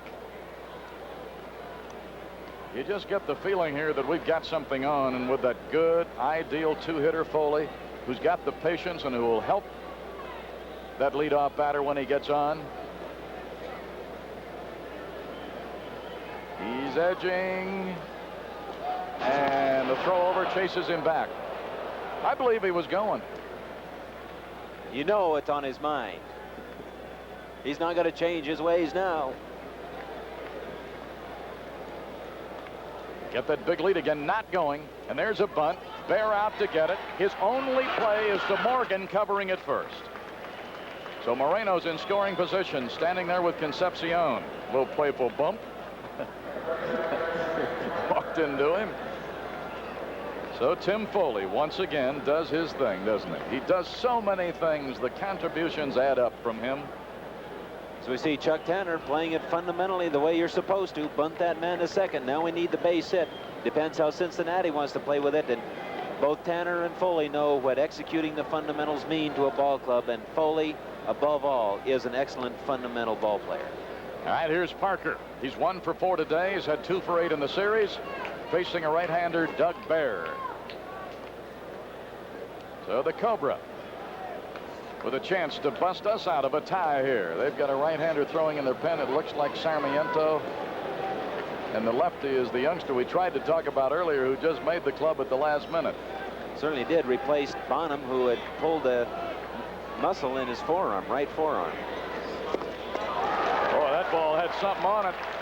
Certainly did. And Davey, swinging a little wildly that time, was not quite as selective He wants to get a good pitch now that he can drive for the base hit. That's all we need right here. We'll take more, but a base hit is of primary importance. Moreno dancing around out there, trying to bother him a little bit. Concepcion had cut in behind, but now he's back. That's up high, and it's 1 ball, 1 strike. Dave Parker ended up hitting over 300. Took a real hot final week to do it. Led us in RBIs. And Bears pitched to him. Boy, he looked that one right into Bench's mitt. Certainly has, and evidently he collected himself right after that first pitch. Knew he swung at a bad pitch. Now he's taken a good look, and that's what's made Dave such a good hitter here the last month. 2 balls, 1 strike. Let's get the antelope home.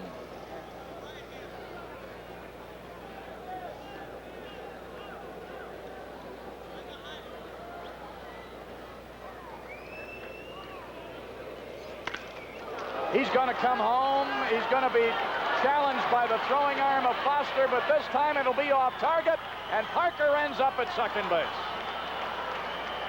Now Foster, who charged the ball the first time, that was back when Ed Ott was eventually thrown out at the plate in the 7th inning on a Moreno sizzling line drive to left. But on Moreno's hit in the 7th, the ball was hit more sharply. It was hit more at him. He didn't have near the angle that he did this time, and this time he just didn't hit the target. And the ball wasn't a one-hopper right to him. He had to charge the ball a little bit. Moreno obviously has a lot more speed than Ed Ott. Parker on the throw, hustles into second, so we now have exactly the same position. Instead of Moreno on second, now we have Parker and a chance to get those insurance runs. So the Pirates lead again. It's a 3-2 game. We've out-hit them 11-8. And here's the captain, 2 for 3, and they're going to put him on. And Bill Robinson would have a chance to do some damage. Be the first walk given up by Bear.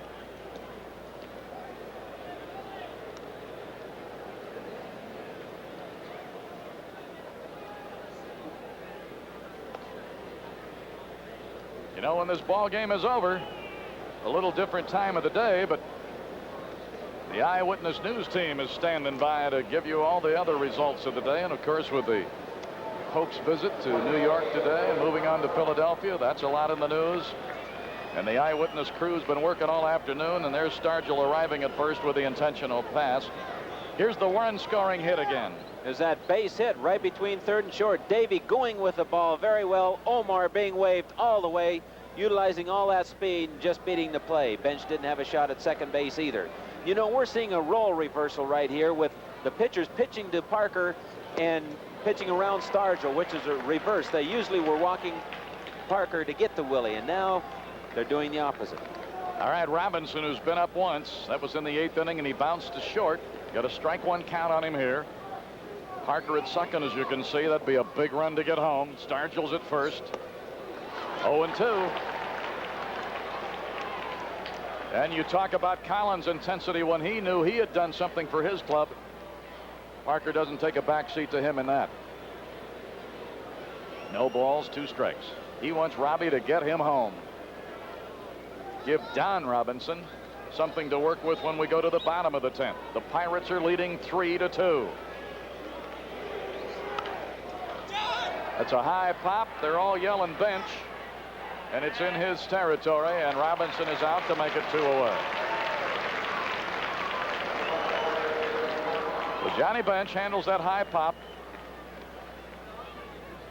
That's just like you getting up in the morning and having your juice or your coffee. That means no more to him. It's just a bit of the day's work. Here is Madlock, 0 for 4, but drove in our first run on a fielder's choice in the 4th inning. Ball 1. As you see, Bill Madlock. He doesn't give a pitcher much of an indication of how far he can reach with the bat. Bouncer short. Concepcion throws. Whoa! Threw it in the dirt, and Dreesen had to dig it. Side retired. Dreesen says, I can dig it. But the Bucks get a run. Parker drove in Moreno. There were 2 hits, an intentional pass, no errors. 2 Pirates are left. And now we've got a chance again to come home 2-0. Don Robinson's headed for the hill with this score to protect. Pirates 3, Reds 2.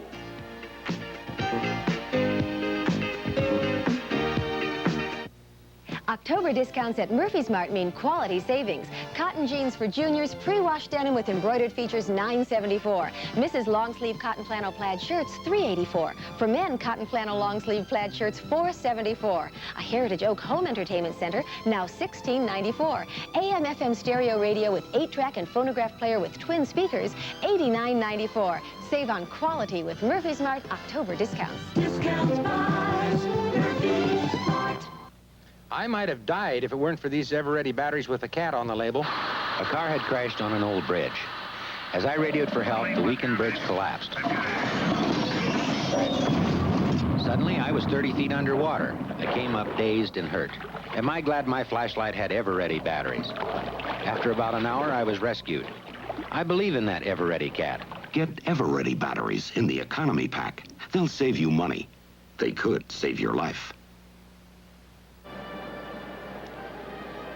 Well, Nelson Briles, Don Robinson, for the 2nd day in a row, finds himself in a little different role, because here's the fella who's had some problems. He's been a starter almost all of the 2 years since he's come into the big leagues. There's Johnny McNamara with his team on the short end of a 3-2 game again, and we're in extra innings for the 2nd straight game. It went at 11 last night. But Robinson finds himself in a little different role. Being a starter all the time, in fact, the bulk of the time in his 2 short years in the big leagues, takes a guy with a little special, doesn't it, to be able to adjust to this role and do it that quickly? With a lot of intestinal fortitude, Milo, and especially it shows his character when we had that big game in Montreal. The first game, he said, "Give me the ball. I'm the man for the job." He's doing the same thing in short relief. Swing and a miss on Bench, who is 0 for 4 today after getting a couple of hits last night. So he's got Bench, then Dreesen, who's on deck, followed by Knight. 1 ball and 1 strike. Don Robinson, the big mountaineer. Oh, and he is a big one. We might lead the league in big guys. Robinson. Look at him. Looks like he could squeeze the cover right off of that ball, doesn't he? Jim Bibby, John Candelaria, Stargell, Parker. Whew.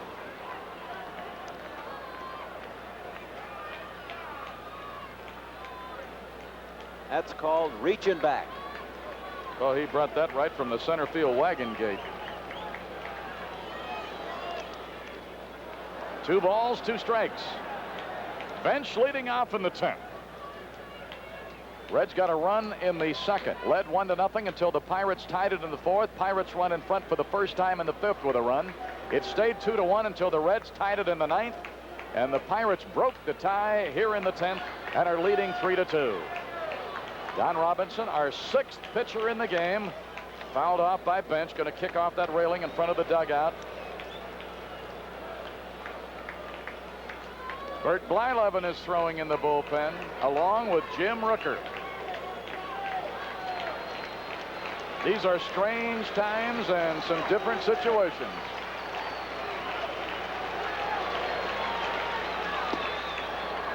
Powder River might have singed his hand. 2nd strikeout for Robinson, 9th in the game, and here it is, Nellie. Talking about a power pitcher, you're looking at one. Power against Johnny Bench's power, and guess who wins? It's Robinson this time, and for the 2nd straight time, Johnny Bench has struck out when they needed him most. Here's Dan Dreesen, had a base hit way back in the 2nd inning, scored on a Pastore sacrifice fly that gave them the lead for a couple of innings. Since then, he's bounced to 2nd, line to left, and walked intentionally. He's 1 for 3 today. He's 1 for 7 in the series. That's all right. That's the time to do it. There's nobody on base. If Robinson gets out of this inning and brings us home 2-0, we're probably looking at about a 10 o'clock arrival at Greater Pitt. Bullseye, 1-1. Open date tomorrow. The two clubs will work out. Tomorrow in the middle of the afternoon, the Bucks. Late afternoon and early evening, the Reds. Holy Toledo, is he smoking it. Keeping that ball up here on Dreesen. He knows that high fastball is a good one that when he's throwing it exceptionally hard, it rises for him. It's hard for a hitter to catch up with that pitch. Well, that didn't miss by much either. 2 balls and 2 strikes. Then we'll play again on Friday. We'll be on at 3 o'clock. Hope to see you all at Three Rivers. 3-2. Game 3, and there's the bullpen.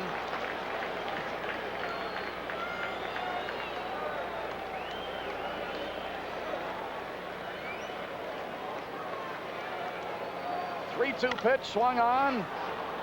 That's a high pop into shallow left. Bill Robinson's play to make, and he does. It's 2 away in the bottom of the 10th inning.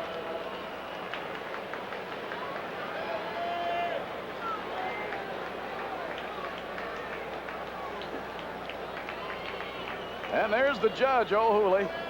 He's been in a few of these too. The equipment manager, John Hallahan.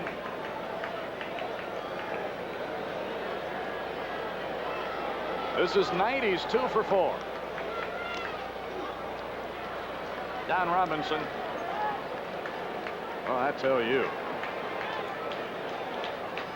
If you're going to bring it, you just might as well bring it. He's certainly displaying that he is an overpowering pitcher when he's healthy. So disappointed that it hasn't been that way for him this year. Getting a chance to redeem himself right here. Strike 2. Went off the heater that time with a breaking ball. And he's been throwing that breaking ball hard. This is probably a harder curveball as you're going to see thrown. He knows the situation. He can smell it. He's ready. Our bench is ready to erupt. Right field. Parker back. Pirates are coming home 2-0. Look at Robinson. Head on out to get him. I told you that bench was ready to erupt. Don Robinson saved it last night. Wins it today. You talk about a young man that's happy. Oh, what a year he's going to remember when that first little Bambino arrives in a few weeks to be on a championship team. So the Pirate family has done it again.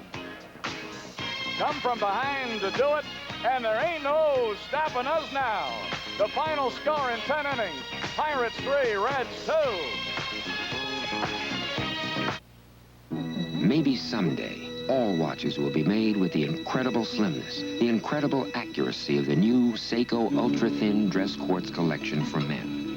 There are thinner-than-ever calendar styles with rich bracelets and slim classic looks with elegant leather straps. Today, these extraordinary quartz watches are made by Seiko.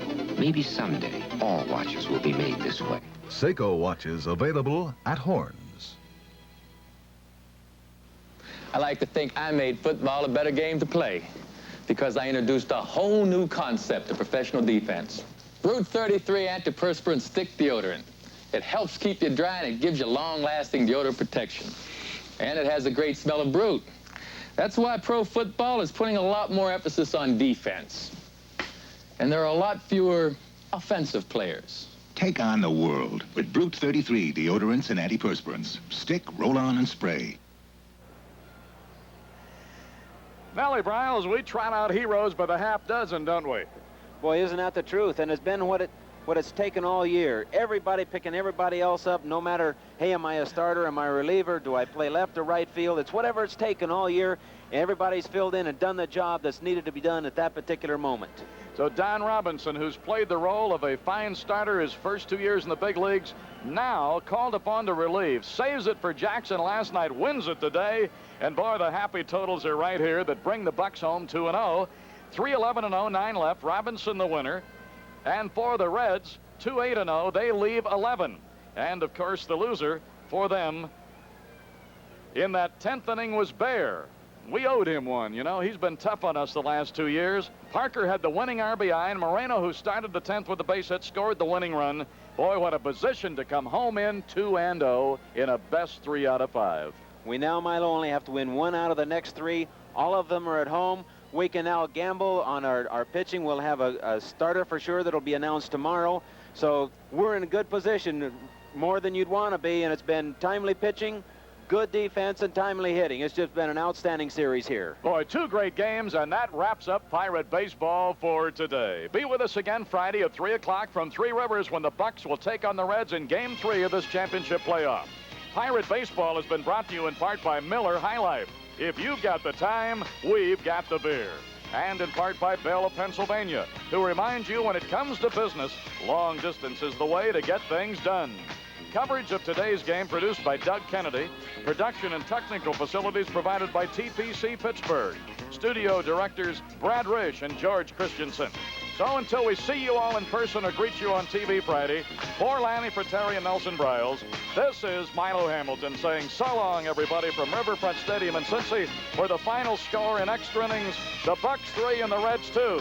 After station identification, stay tuned for eyewitness news, which follows immediately. This is Pirate Championship Baseball on TV 2.